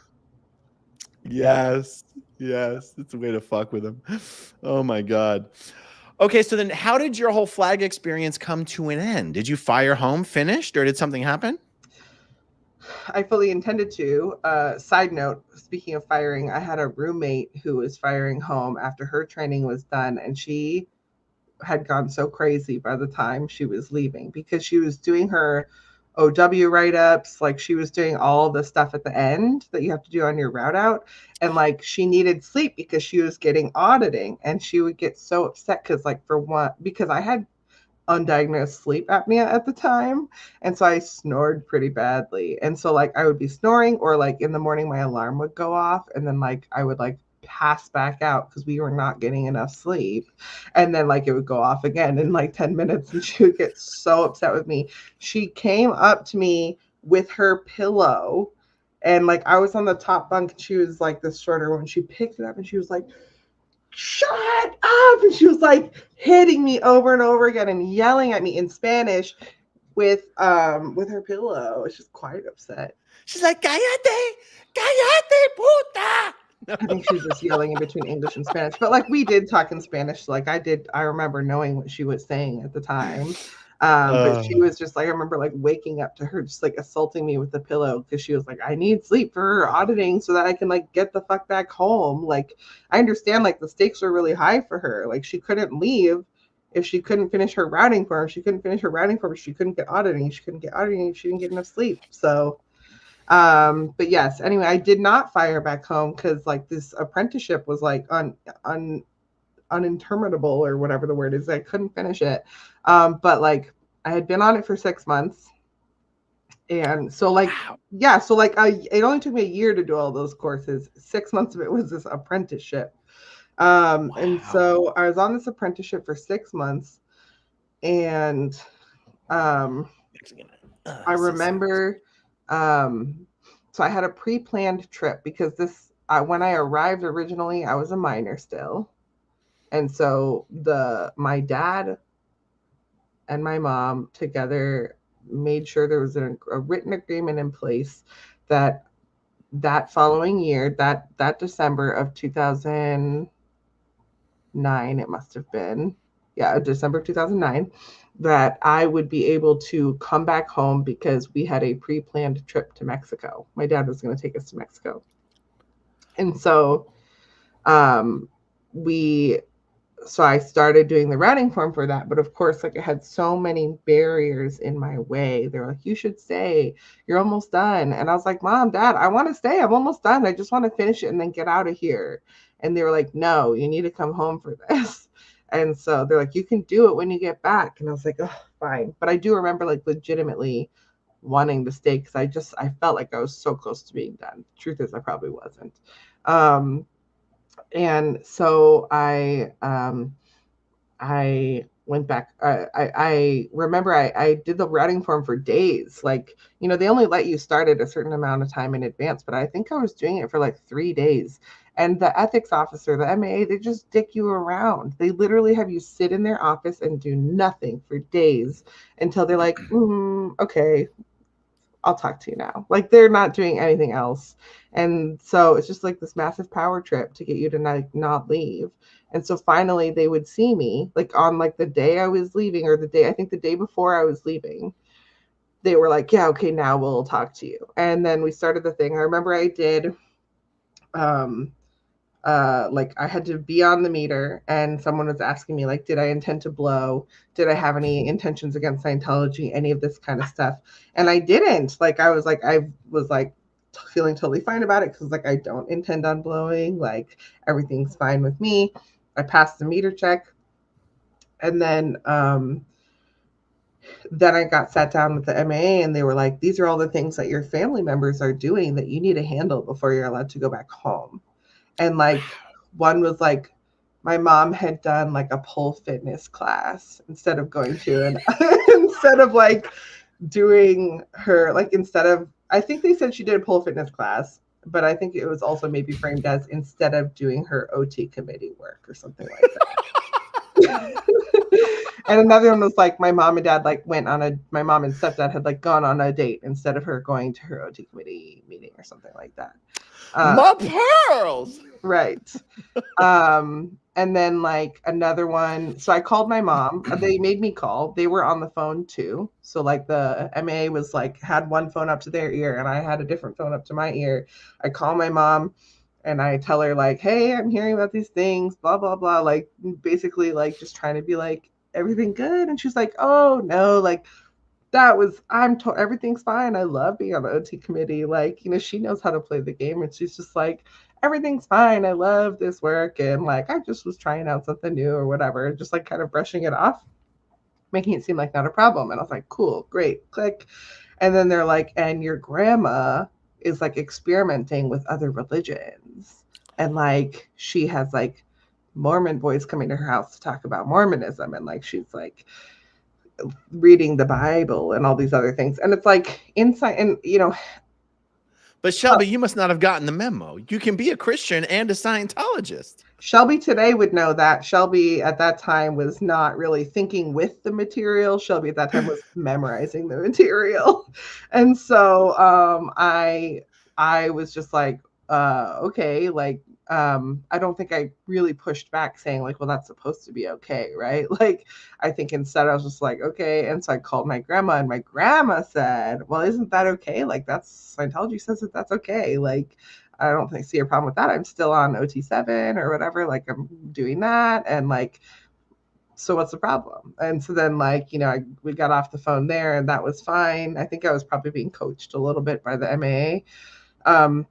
And the last thing was like, your dad, who at the time had not been in Scientology for like 20 years, they said like your dad needs to get back on course. You need to sign him up for even like one of the volunteer minister handbook like courses, like those little small like communications course or like a marriage course or whatever. And I refuse. And I was like, no, like my dad has not been in Scientology for 20 years. And like my whole life, I've tried to recruit this man back into the church. It's not going to work. And it's just going to piss him off and make things worse. Like, I don't want to do it. And I remember like pushing back to the extent that I started crying about it. Cause I was like, it's just like, I don't want to do this in this relationship. Like, this is not useful and it's only going to make things worse. And I think eventually they decided like, okay, I didn't have to get him on course, but I had to make sure like he was cool with me being on course or something, which is like, okay, whatever. So I called my dad, same thing, everything's fine. And so then they're like, okay, you can move on to your next steps. And so then I go running around trying to do the MAA step is like one of the first steps on the routing form. So I have to do the whole rest of the like 3-page or whatever routing form with like all the little items. And I remember like seeing the chaplain or something or like going and running around all over the place. And I ended up getting stuck where I had to get the in charge, the outdoor training in charge's signature. And he was just like completely not available. Like couldn't find him anywhere. Wasn't in his office. I feel like he was being intentionally not available. And so I was like, I don't know what to tell you. Like I literally have to leave for the airport right now. And so I just like left it on his desk and I left the building. And I think it was a coachman, I think is what it's called. Mm-hmm. And so just walked out the building. My aunt or my sister's stepmom was waiting outside. And she picked me up and she was like, great, we got to go to the airport. And I was like, all right, cool, let's go. And I had like all my stuff with me. My mom said like, you better pack everything because like you're going to want to wash your clothes for free, right? And I was like, yeah, sure. And so I took everything home except for my 2 e-meters, which were obviously like the most expensive of the things I owned. And I got in the car, and then like when we got back to her place, which wasn't far away, she told me, yeah, your mom got you an early Christmas present. And I was like, okay, cool. And she's like, here it is. And it was like a new cell phone. And I was like, hell yeah, that's cool. And then I like realized pretty quick that it had like a different phone number. And I was like, oh, that sucks. Like all my friends know my old number. Like, I wish my mom hadn't changed my phone number. And like, I didn't think anything of it though. And then it wasn't until I got home, and I remember on Christmas Eve, my mom like coming into my room, and like breaking the news to me that by the way, I didn't even leave till the next day because they wanted to like leave room in case like I didn't actually leave. So my flight wasn't actually till the next day. And so then like when I came home, my mom said like, you know, we had like me, your stepdad, your grandma, and your grandpa have all decided to leave the Church of Scientology because it does not do the things that L. Ron Hubbard says you should do. And she gave me some examples. One of them being that like L. Ron Hubbard says you can't have fundraising picnics, but like 100% of the time there's like fundraising events all the time. He said like you have to provide services for money or provide goods for money. You can't just like ask for money for nothing. But all the time that was happening. And then she also said that like David Miscavige beats his staff. And that part I had like a massive issue with because I was like, of course he doesn't. That's the craziest thing I've ever heard of. You're a total nut job. You don't know what you're talking about. This is just black PR, like just 100% not believing it. And I believe we like kind of had to leave the conversation with me feeling that way. But she said like, we will always love you no matter what. And like, you're an adult and you can choose what you're going to do. But like, if you decide to go back, like we will still love you, but like we will not financially support you. So you don't have a ticket back, and like we're not going to give you money while you're there anymore, which is like how I ate snacks. Like the food they give you 3 meals a day, but you're working such long hours. You need more food than that. And like, so she was like, we're not going to pay for your snacks and stuff like that anymore. And so I was like, why are you trying to ruin my life? And like, why are you ruining Christmas? You know, like this is like Christmas Eve night. Um, and um, And is this in Mexico? this was at home in Minnesota. Oh, okay. At home. So it was before I'd gone to Mexico. And so then I like within the next few days went to Mexico with my dad and my sister. My sister had done some courses, but was never really in Scientology herself, like had never decided that for herself. And so in Mexico, I remember like being out on the balcony of our hotel room, like at the resort, and like bitching to my dad about like, oh, my mom's so crazy. Like she like, and totally thinking like he's going to get it, right? Like not only is this her ex, but he's an ex-Scientologist too. Like, or I don't know. I thought that he would get it somehow, but like, he was like, I don't know, like maybe your mom has a point. Like obviously they had already talked, but it didn't even occur to me that everyone was in on it, like including my aunt in Florida. Like, so like, you know, I, over time, like, so my first priority when I got back to Minnesota was to get a job so I could make money to go back.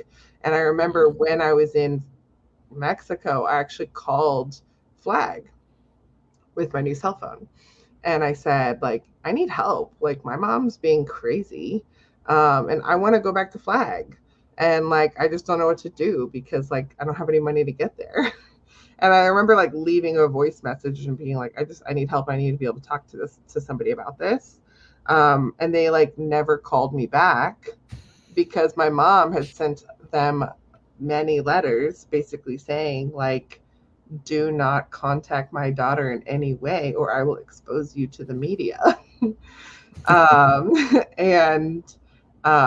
And then eventually I had someone from my local org who's now the ethics officer there, or at least was last time I checked, Karen. And she was like, she messaged me on Facebook and was like, hey, you could come live with me if you want. Like, and then, you know, we could sort things out. And I don't remember her saying that I would have to disconnect from my family or anything, but I knew that that's what that would mean. And I remember just thinking like, obviously I'm not going to do that. Like, I want to get back to Scientology. I'm not trying to leave my family. Right. And like family has always been number one for us. And so, yes, of course, the ethics officer's name is Karen. So, yeah, so like I declined her offer And I do remember I like told my dad about it and probably eventually my mom. And then I came back home and I started working for my uncle in his like property management company.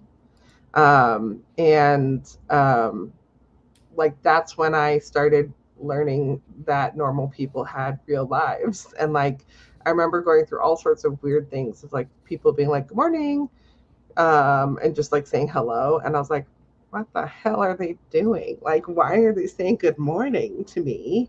Because I remember like at Flag with this like military idea, it was like you only say anything to your superiors, you know, like you would only like greet your superiors. You don't say good morning to people. You're all just walking around silently. And then if there's like a senior, you'd be like, good morning, sir, you know?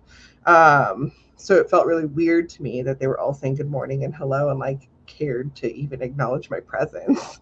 And then eventually I remember getting used to that and like making friends there. And I specifically remember talking to a man who worked there who like found a lot of value in his life by going to the Boundary Waters a couple times a year. And like he just really enjoyed going up this like these like national park up in northern Minnesota. And it's like there's no boats allowed or motors of any kind. And like so it's people just like canoe and then they portage across islands to like canoe more and camping and stuff. And he was like very enthusiastic about going like all the times many years he'd been going to the Boundary Waters and like continuing going. And I just that sticks in my head when I think about being like, oh, like he is finding value in his life even though he's not doing Scientology, you know?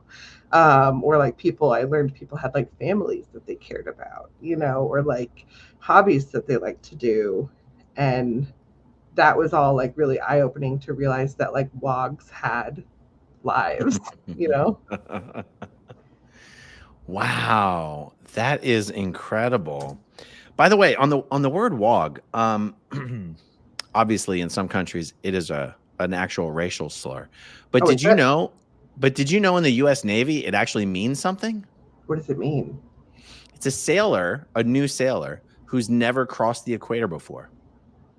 But it's not an acronym. No. It was never an acronym. Even that definition of saying it's an acronym was like wink, wink. It'd be like, okay, so here's my understanding.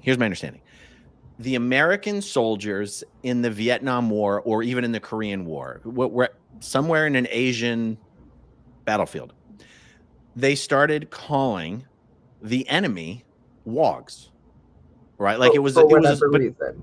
But it was a slur, right? Okay. But then someone, and guys, you can all fact check me on this. This is just my understanding. Then someone from the high brass came over and was just horrified that people were using this slur.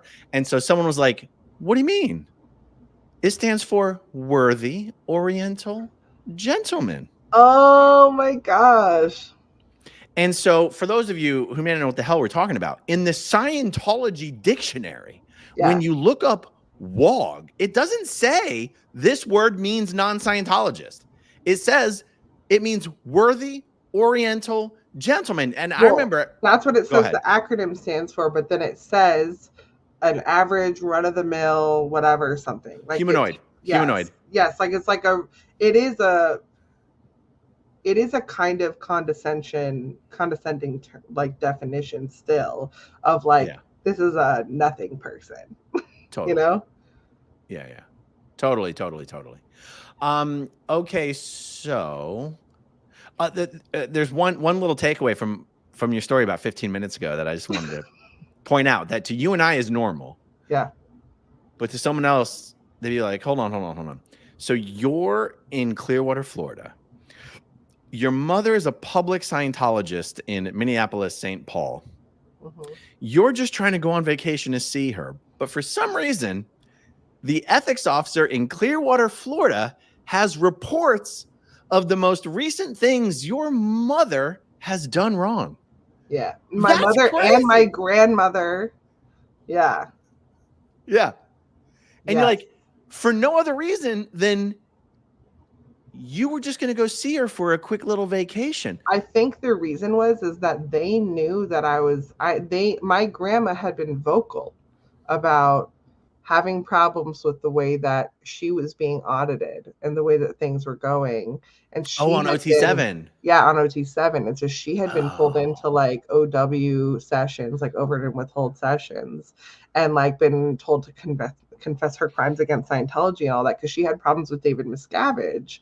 And oh, like, and so she kind of started it. And then my grandpa spoke up a little bit about the fundraising thing. And so like they were trying to use the pathways yeah. available to them to fix things. And so in that way had kind of stirred the pot. And I don't know, my mom probably hadn't said anything, but it was like planning the escape. And so I think they knew there's some amount of flight risk there. And I also remember, as part of my routing out just temporarily, um, they showed me Freedom magazine, I think it was, of Mike Rinder and Marty Rathbun.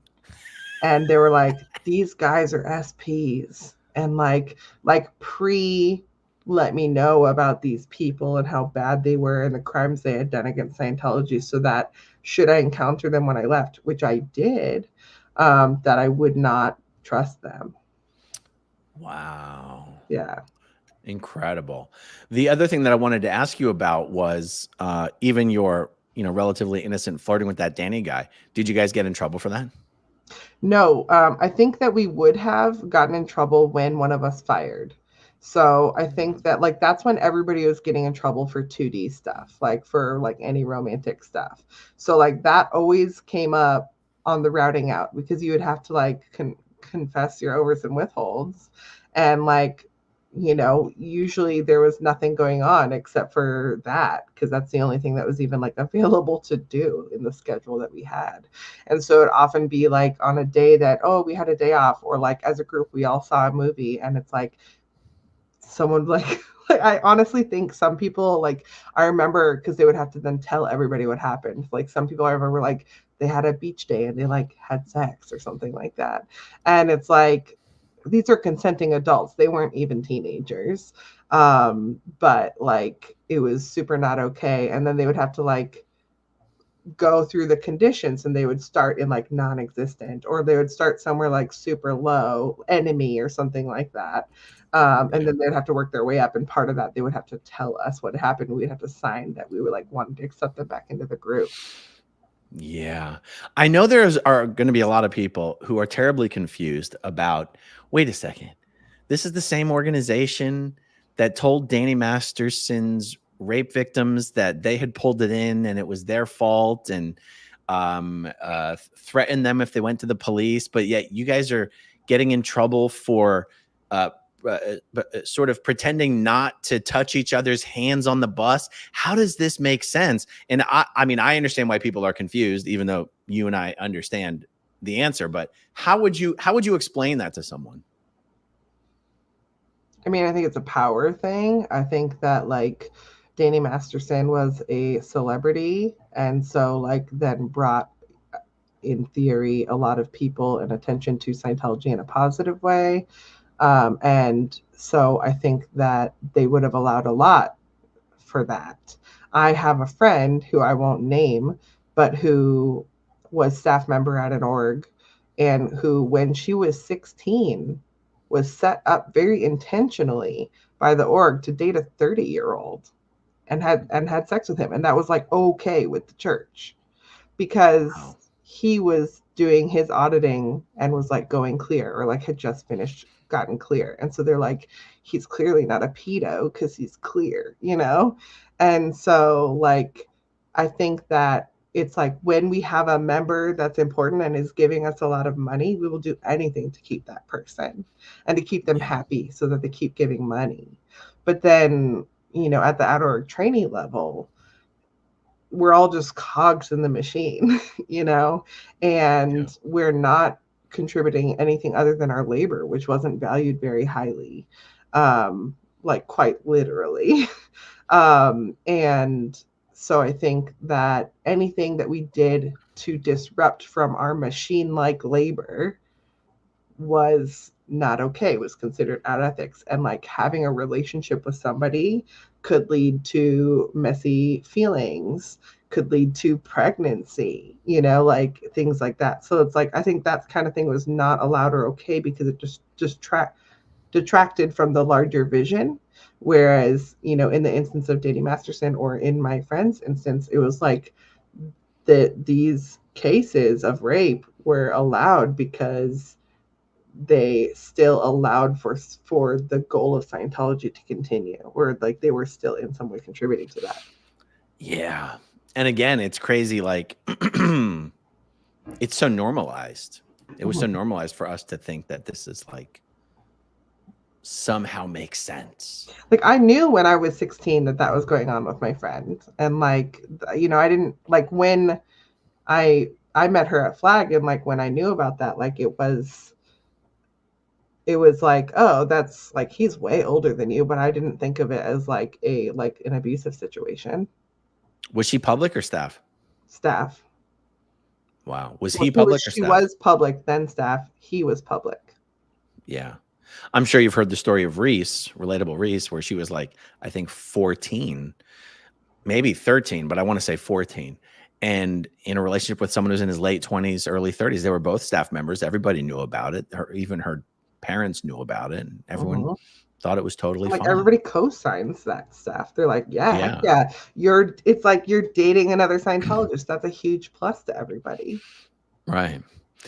And one of the explanations for this is that the rules in the Sea Org are just completely different than the rules for everyone else, even public and on staff. And when you're at Flag as a outer org trainee, even if you're not a Sea Org member, you have to follow the Sea Org rules. And, you're penalized for it. But like Dan O'Connor, for example, do you even know Dan? You might not actually know Dan. I think I would have to see a picture. I've definitely heard his name, but I'd have to see a picture. He's the senior CS Kansas City and has been for a very, very long time. When he was an outer, he still is. Yeah. When he was a class 5 trainee at Flag, he actually, had sex with a Sea Org member, but he didn't get off the overt until after he'd already finished his training and had already fired back and had been on post for years. And because he was a class 5 staff member, he didn't suffer any consequences. The Sea Org member was sent to the RPF. Wow. And the completely different. Terrific. Yeah, and I would imagine at most he had to go do his conditions, but it's like if he was the senior CS at Kansas City, like they can't do anything without him. So what are they going to do? Right. Take him off post? Like they can't do their work at all if he's not there. Yeah. Yeah. So your mom orchestrated your escape. She's so crafty. My mom has always been so crafty in like the best way. She uses her powers for good, for sure. So on your route out of Scientology, because what's so fascinating to me is that it wasn't like, even by the time you left Mexico and you got back to Minnesota and you're working for your uncle, even then you're still partially like, I'm working to make enough money to pay my way back to Flag. Like you never had to, like, you were never forced to make a choice. You were never forced to pick a side. You were, so that brings me to my question here. What else was some of the major milestones for you on your route out of Scientology and thinking differently about what it was you had been doing? Well, so another thing my mom orchestrated, I mean, she got in contact with my best friends and she said, Shelby needs you right now. Like like we don't want her to go back. I need you to make sure she has an amazing time here. Like I need you to make her not want to go back. And so so that's what they did. I mean, like I was making money for the first time in my life, really. Like, I mean, I had always had a job since I was like 13, 14, but like I was making like decent money. I was working full time at like $10 an hour, but there's a lot of money to me at the time.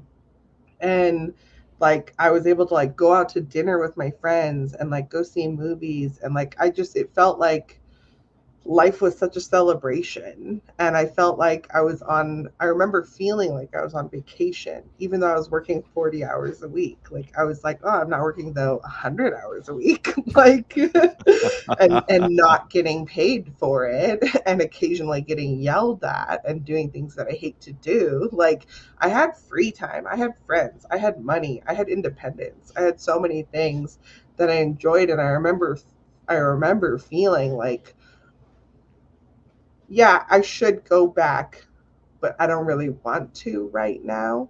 And thinking like I will go back, just not right now because I'm having a good time.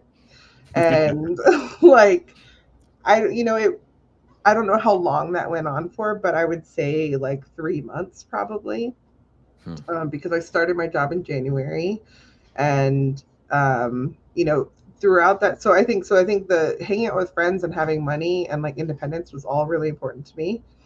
Um, and I think that I'm just like distracted because I'm like, actually, those are really important things to me today. And I wonder if it's because I didn't have those things for a while. I still hold on to them so tightly. But also maybe they're just basic human values. But like, so it was those things. But then also I remember my parents kept kind of suggesting I look at Mike Rinder's blog, and other like anti-Scientology or ex-Scientologists, things on the internet, and I was not really ready to look at them because I was like, that's black PR. I'm not allowed to look at that. Like, if I want to go back to Scientology, I shouldn't be looking at these things. Um, and they would try to talk to me about Scientology and like why we weren't a part of it anymore, but they could only speak to me from like the processing side of the bridge because that's they had been audited and that's all they could speak to. And so eventually I remember um, they had a friend over who was actually the senior CS, classic senior CS for, I want to say, Colorado. um, Perlman. Skiba? No, Oh, Perlman. Jeff Perlman was Yeah. San Diego. San Diego. Okay, yeah. So they had Jeff and Tina Perlman come over for dinner, or maybe it's just, I think it was both of them. And Jeff was the first person who could talk to me like an auditor. Oh, right. And he was the first person who could say, like, hey, outside of the things that your parents are saying, which don't matter to you, like, L. Ron Hubbard says this about the floating needle, but like, what did you do in this drill, or what did you see in this video? Like, those don't match up. And like he would like point out flaws in the tech, because like if anything else, I was like fully bought into the idea that like you had to do things per the letter for L. Ron Hubbard, like what he said, and that like his word was law, and the way that he said it was the way it had to be done, and there was no changing that. And so like if the church was doing it differently, that was out tech and that was not okay. And so hearing that, and after that dinner, I remember being willing to at least look at the blogs after that. And then like hearing other people's stories, and just like, I don't even remember a single thing that I learned from any of that, the blogs, but I just remember like that being part of it. Like the fact that I was even open to it at all was like a really big deal. And I think it was, probably once I was actually looking at them, like not too long before I realized, um, that it wasn't for me, and that like it was like, and I think there was a time where I was doing the Mike Rinder thing of like, I still believe in the tech, still believe in L. Ron Hubbard, but I don't believe in the Church of Scientology. And I remember like when we did have like one of those 4th of July parties, like Mike Rinder asked me like if I wanted to be an auditor, and I was like, oh, well, yes, I would love to audit for you. But like independent Church of Scientology. Yeah, like independent Church of Scientology thing. And I remember being like, hell yeah, that'd be so cool. Because like, I don't know anything else in life, but I'm sure trained to be an auditor. Like, but I remember saying like, but I would probably need to do some drills again first, because it had been like 4 months at that point or 6 months at that point since I'd done any kind of auditing. But And he was like, you know, 'cause he was like trained so high. Like he was like, I got this on the back of my hand. I'm not offering drills, you know, like, but it was like 3 months after we left the church, after I'd been working, I had finally, you know, been able to look at those blogs. And then I remember my mom had been approached by the St. Petersburg Times, which I think is called the Tampa Bay Times now. Yeah. And they were doing an article on coerced abortions in Scientology.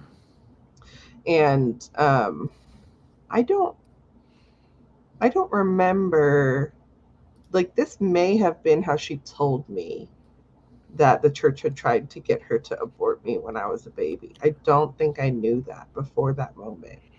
But she told me about that. And she said that they wanted to interview me as well because I was the only kid who survived that all the other babies had been aborted. To the In their women story. that they were talking about. Oh my God. And so they wanted to interview me as well. And I remember like saying I wanted to think about it, or like pausing to think about it at least, and like fully understanding that if I decided to do that, that would be me leaving Scientology, because that I would be speaking against the church, and that is a suppressive act. And so, but you know, I thought about it, and I remember thinking like, yeah, I want to do it. Like from what I've read, like, and from what I just heard from my mom, like, this isn't an organization I want to be a part of anymore. And so I agreed to do it. And it was like kind of in doing that interview, like we went to Florida, we went to Tampa. They like put us up in a hotel. Like my mom felt like we were being followed around by PIs, you know. Probably were, yeah. Probably. And like we did like a little photo shoot. Like we did like a part of our interview was videoed, or I think all of it was videoed, but some of the video was used for a compilation later. Some of it wasn't. And like, I think like preparing for that interview was really important to me in part of my leaving, because my mom, I remember like, she asked me a lot of interview questions, like to see like how I might respond to them. And one of them was like a leading question. And she said, like, when did you realize that like all these things that you had been through were in violation of your basic human rights? And that was like really important language to me, because there's the Citizens Commission on Human Rights, the CCHR, which was like part of Volunteer Ministers group or efforts. And that was like really near and dear to my heart. Like every summer growing up, like I was like full time at the state fair, like doing volunteer minister stuff. And so like the fact that she was saying like it was a violation of my human rights, they had even come out with like a music video about human rights and stuff, and I was like, that's right. And so like using that language like was really impactful to me. And I remember like sitting and taking a moment to process, and then just being like right now is when I'm realizing that. And like the fact that like, you know, we had to like, we were deprived of sleep and sometimes food, and like forced to like stay up till all hours of the night, and like cleaning bathrooms and stuff, like punished for being downsat and things like that. Like, you know, that was the first time that it occurred to me that that's what was happening. And I think that was the moment that I was like, for sure, like I cannot be brought back into this organization now. And then like the process of doing the interview as well, like kind of solidified that. And I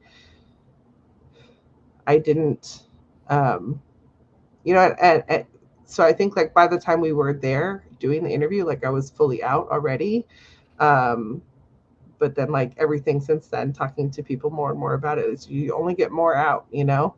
And like then it was like, oh, actually L. Ron Hubbard was like a crazy nut job. Like, you know, like realizing like that L. Ron Hubbard was at fault too. And that it wasn't like a perfectly valid religion that went wrong organizationally, you know? Yeah. And just like when I went to college, I took a psychology class, which was like a big fuck you to Scientology just to even take this class. And like everything I learned, I was like, I already know this stuff. I already know all of this. I just know it under a different name. And so it was like, oh, L. Ron Hubbard just like stole everything from psychology and just called it something else and pretended he came up with it himself. You know? And so like those were all big points, I think, in like really being like, wow, this is it's nothing, you know? Wow. So that year that you did the thing with the Tampa Bay Times, would that have been around 2009, 2010? That was earlier? 2010, like spring of 2010. I was The article is still still up, but the video's not up anymore. I was still in Scientology. I was under the radar at that time. I was working for Kurt Feshbach. I was living in Clearwater. And I remember when the articles started coming out, you know, the Tampa Bay Times articles. I was so electrified. They'd like take you on via bus to go get your food, like because they wouldn't even let you walk the streets. Did that happen to you? Oh, no, I was a public. Oh, you were public. Okay, yeah. When I say I was a public, I don't even mean I was on lines. I just mean I was out of the Sea Org. Okay, yep. And I was so electrified by the whole thing, and I was mentally out. But for me, I was still only focused on the David Miscavige aspect of it, the just the dishonesty, the hypocrisy of all this abuse and torture happening at management, and David Miscavige just not following policy and all this crazy stuff. And it didn't even occur to me to start thinking there was something wrong with L. Ron Hubbard. And it was a conversation. There was one conversation with one person who I'd known for a long time who mentioned that L. Ron Hubbard was like a con man. And I was like, oh, I didn't realize that was an option. I didn't even realize that was on the table. Yeah. And you know who that conversation was with? Who was it with? Jeff Pearlman. Oh, Jeff Pearlman. We owe him some things. You know, there's so many little anecdotes that show how small Scientology really is. But you have me, a Philadelphia Scientologist. You have you, a Minneapolis Scientologist. You have Jeff, a San Diego Scientologist. And me and Jeff were twins together on the flag metering program in Clearwater, Florida. And then Jeff's the one up in Minneapolis who has the dinner with you and your mom, who's helping, you know, you leave Scientology up there. It's like, it really is as small as we all say it is. Right. Like, yeah, it just does go to show that like it is. Someone at work today just was like, oh yeah, is it growing? Is it shrinking? Like I was like, they would like you to believe it's growing, but it's definitely shrinking, especially because of their policies about not having kids, like from Sea Org members and stuff. And like, but yeah, it's clearly such a small world. The fact that, you know, even me who cannot remember names to save my life, like can recognize the names that you're bringing up, you know, like I shouldn't, if it's really growing massively like this, we shouldn't all know the same people. I know. I know. If you're in a city, you know all the Scientologists in that city, most likely. Yes. And I did go back a few years later, or even maybe a year later. They'd opened the Ideal Org in St. Paul. And I went back with one of my coworkers at the time, Tierney. And she was just very curious about Scientology and whatever. And I was like, yeah, fuck them. Like, let's go to the org.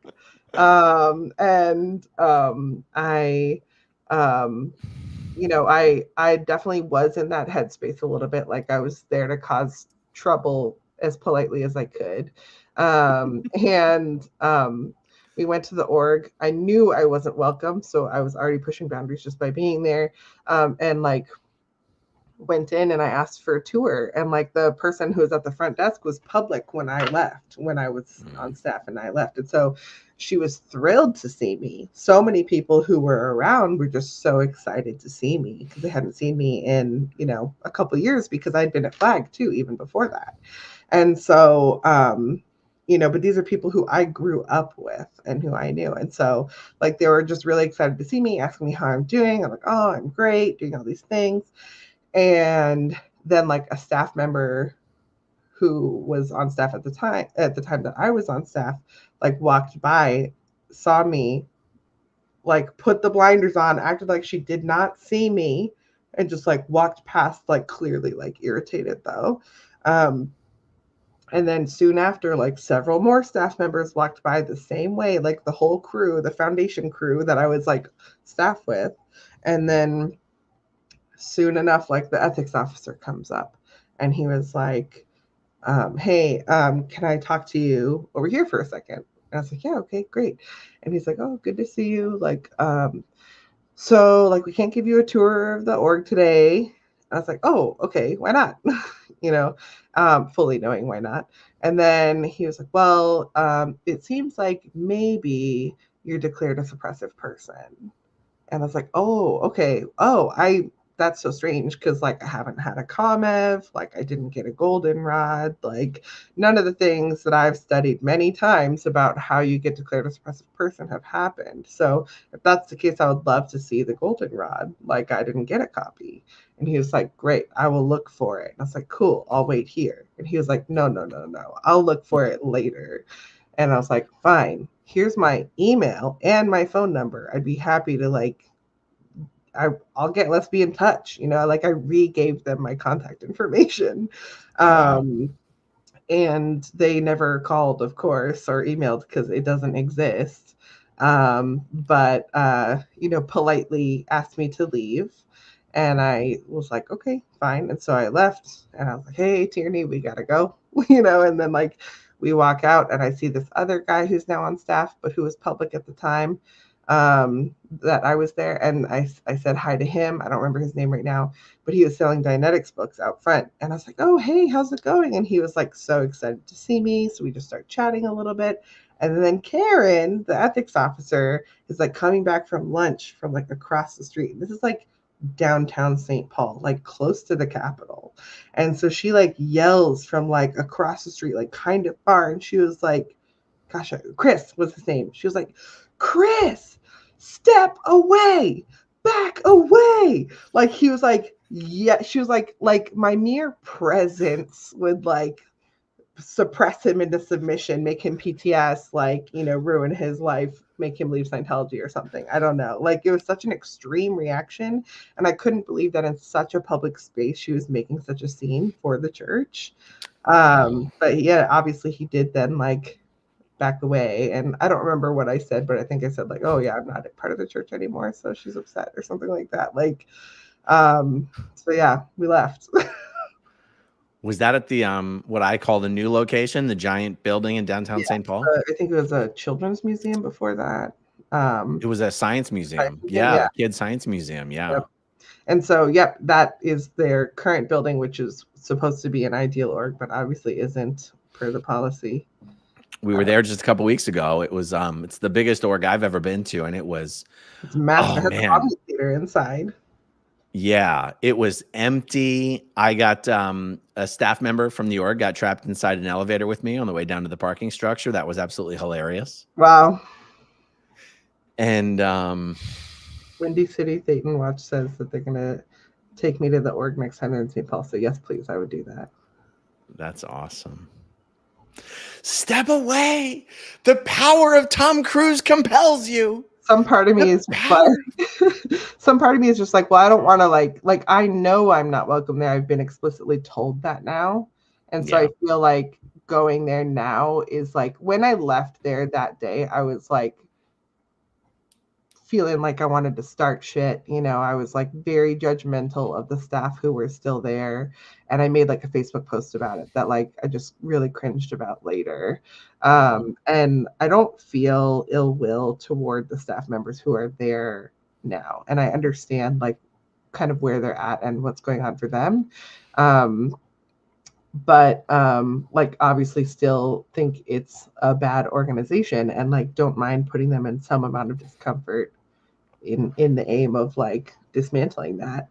But I just wanted to make sure like, I wasn't going to get in trouble for showing up to a place I've clearly been asked to not be at. But I think, I was talking to somebody recently when we were in for the party and they were saying that like, as long as I leave when asked to, then you can't really be in trouble for that. So Well, and that's only if you're on their private property. Right. No, but you know, I'm married now and I've been with my husband for 10 years and he's never stepped foot in a Scientology org. And I kind of want to, I would love to just like go in and let him experience that, you know? Yeah. But I haven't because, you know, I don't want to get in legal trouble. So I would be willing to like go into the org, but I think at this point I'd very quickly be kicked out.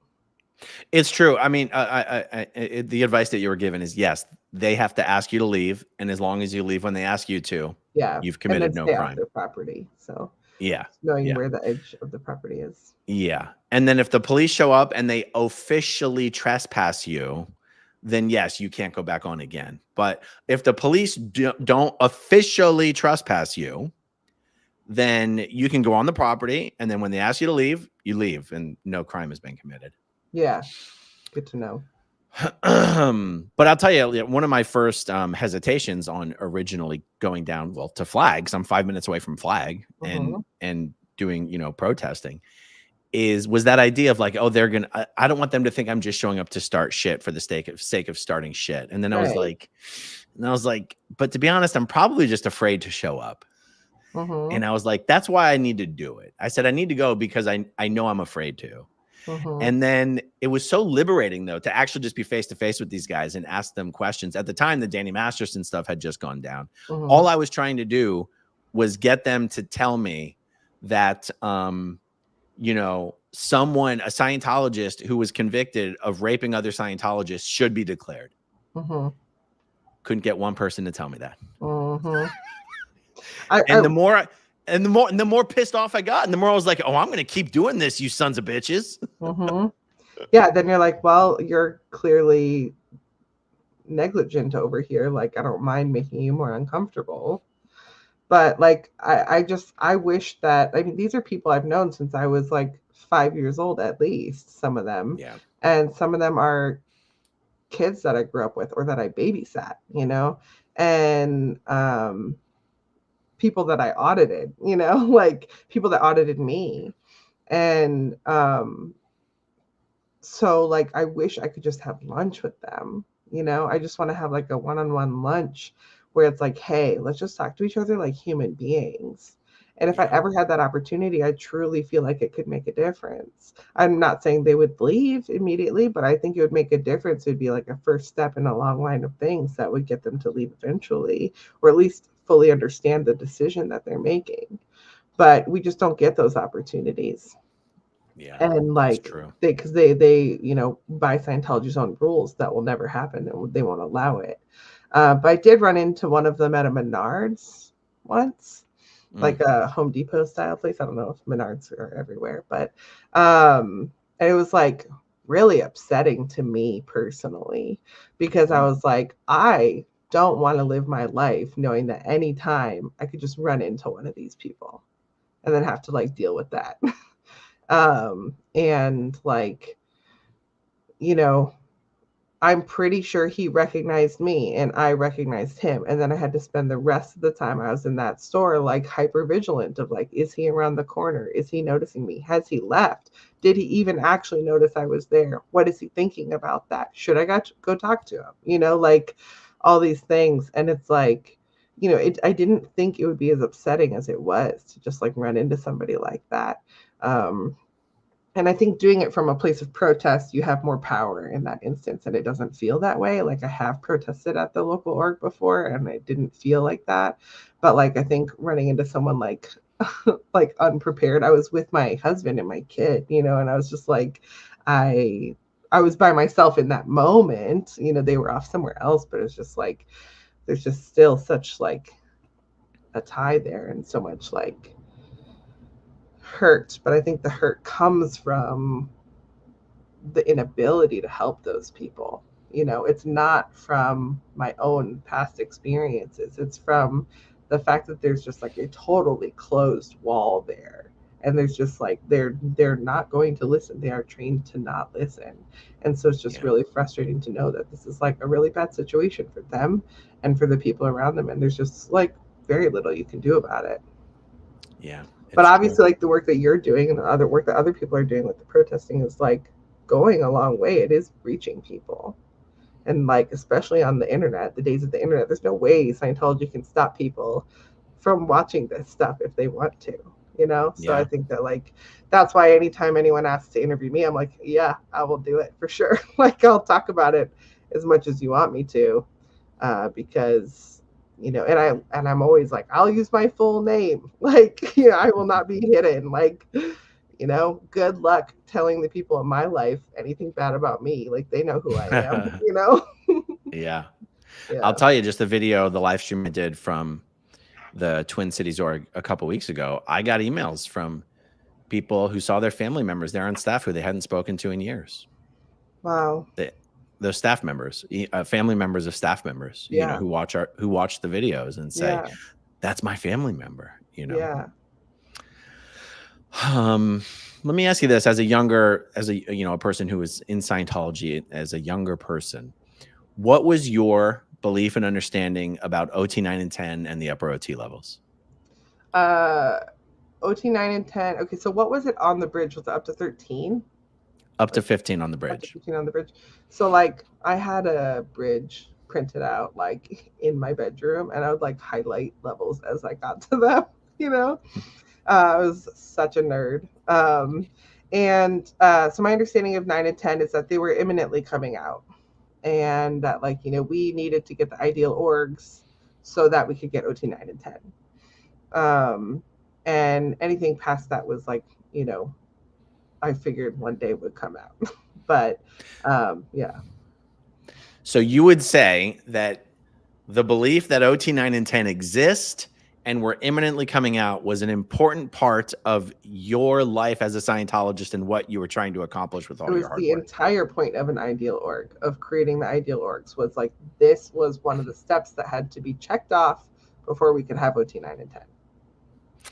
And the ideal org push was like the main push, you know, for a long time, and still is, it seems. Here's a question I don't want to forget. Is Marty your uncle?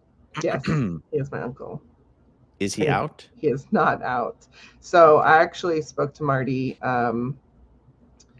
in the pandemic times. I mean, so I think it was 2020, 2021.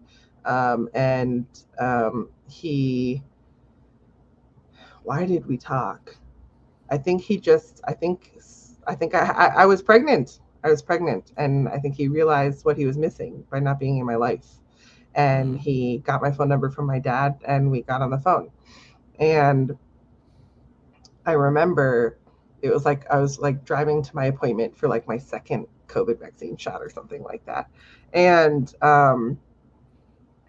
we were on the phone, and he was like, you know what, like, I'm gonna do what I want to do. Like, I'm gonna talk to you if I want to talk to you. You're my niece and I love you, and I'm gonna be in your life, and there's nothing the church can do about that. And he seemed to sincerely believe that he could get the church to be okay with that. I didn't understand how he thought that was okay, because clearly it's not by the church's rules.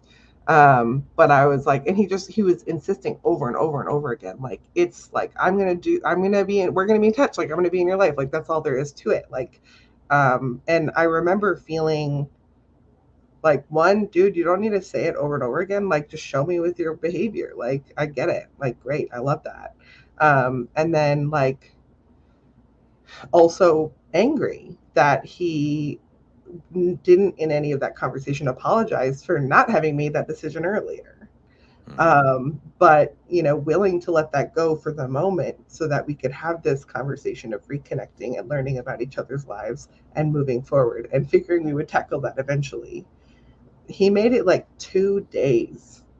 2 days. He was like, I don't remember what happened. Like, I texted him the next day and I said, oh, by the way, here's a picture of my husband and I, you know, like, so you can see that or whatever. And he didn't respond. And then we had like scheduled a time, like we were going to talk or something more. And the next day he texted me with some cryptic thing. I was like, I'm not available right now. Can you call me tonight? And then he just called me anyway.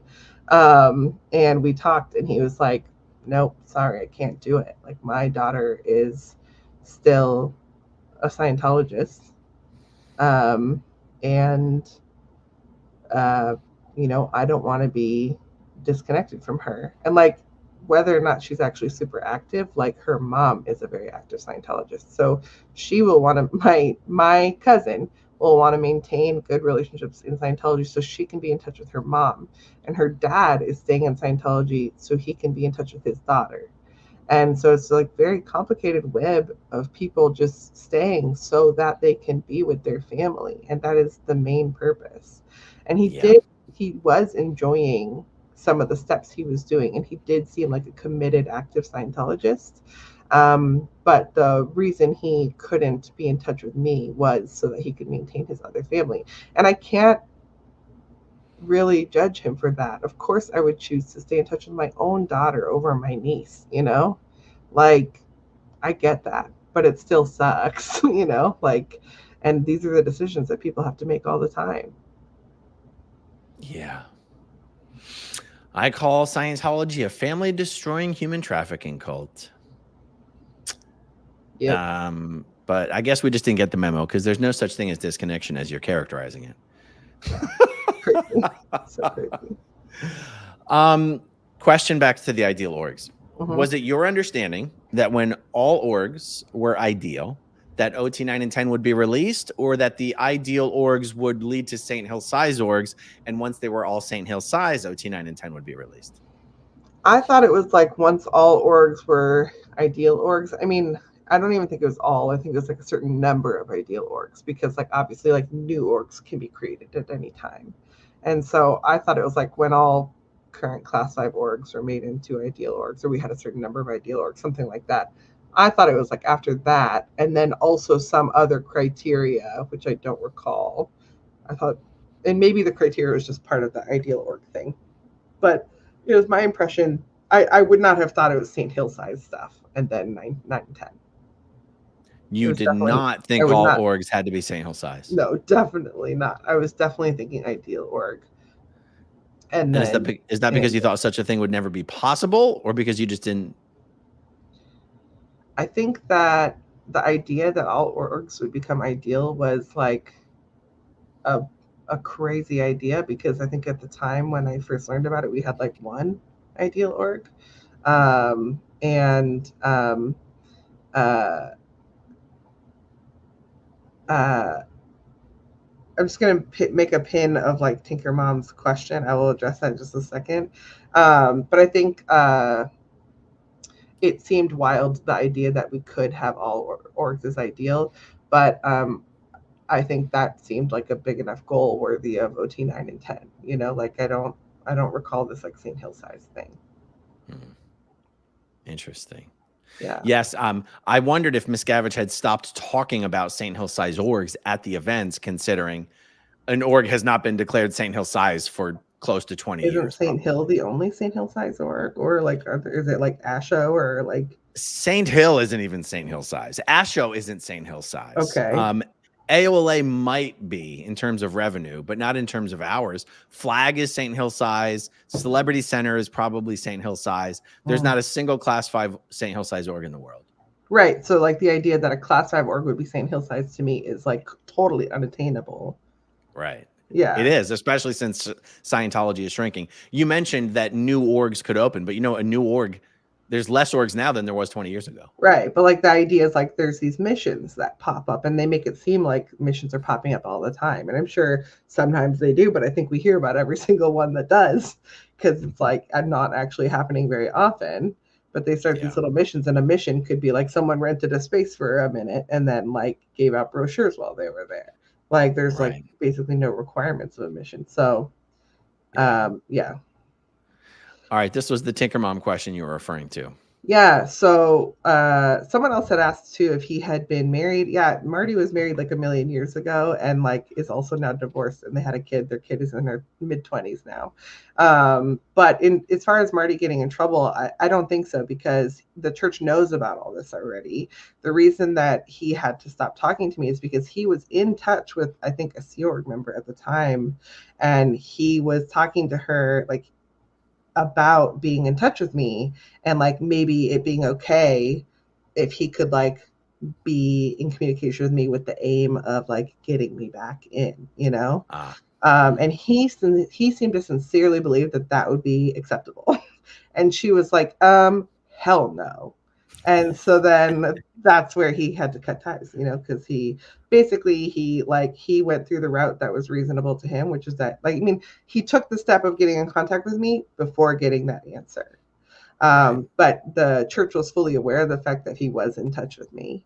And then like he did then cut ties right after. So I don't imagine that will cause him any problems, or if it did, it would have already happened because they knew about it then.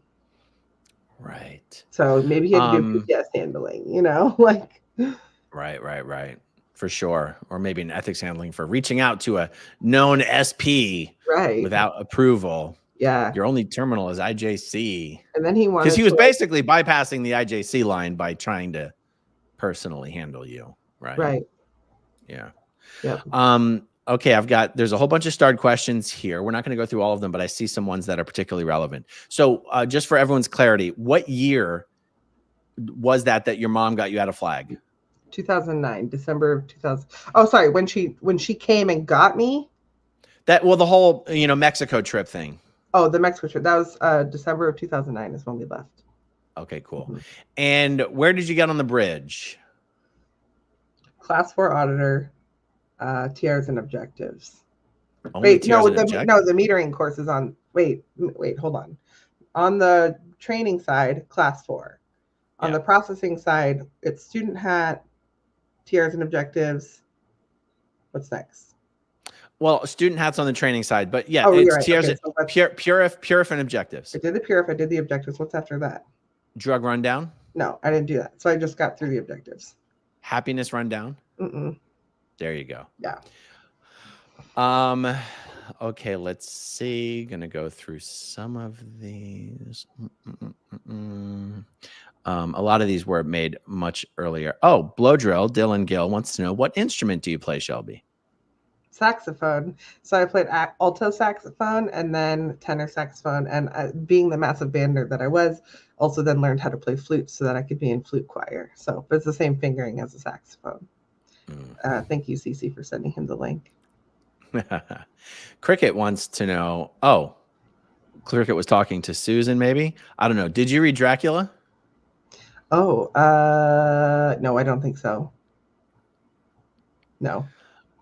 All right, let's see. Oh, I see. There's a whole bunch of stuff that we're going to skip. Yeah, for grades, I received some auditing on the grades, just like for other people who were doing their training. But it was like whatever that like tester version of the grades was. I didn't actually get to that point. So you would do the grade quad processes on the end of the academy levels. Yes.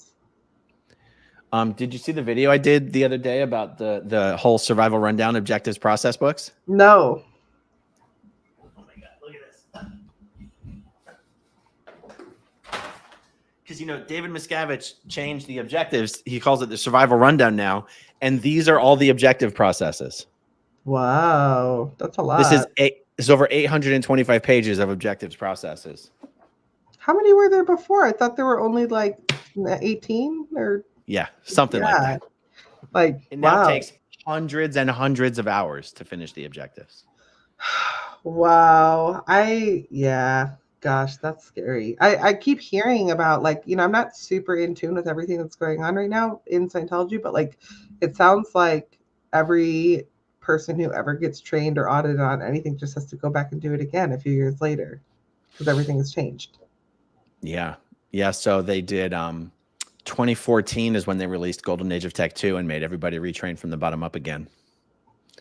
Yeah. I started my training after Golden Age of Tech 2. Yeah, but I remember people mentioning that. And I remember being like... No, you started yours after Golden Age of Tech 1. Oh, okay. When was the 2? 2014. Okay, then yeah, it was after 1. So I would have to be retrained if I went back. You would have to retrain from the student hat up, bottom up. That's wild. Wait, fully retrain or like do a short version of them, like maybe the certainty courses or something. Okay, yeah. But it's like still. Yeah. But there's and you have to pay for that. You have to pay for that out of your own money. Exactly. Yeah, I mean, No, technically, I should owe like quite a bit of money for blowing staff before my contract was up.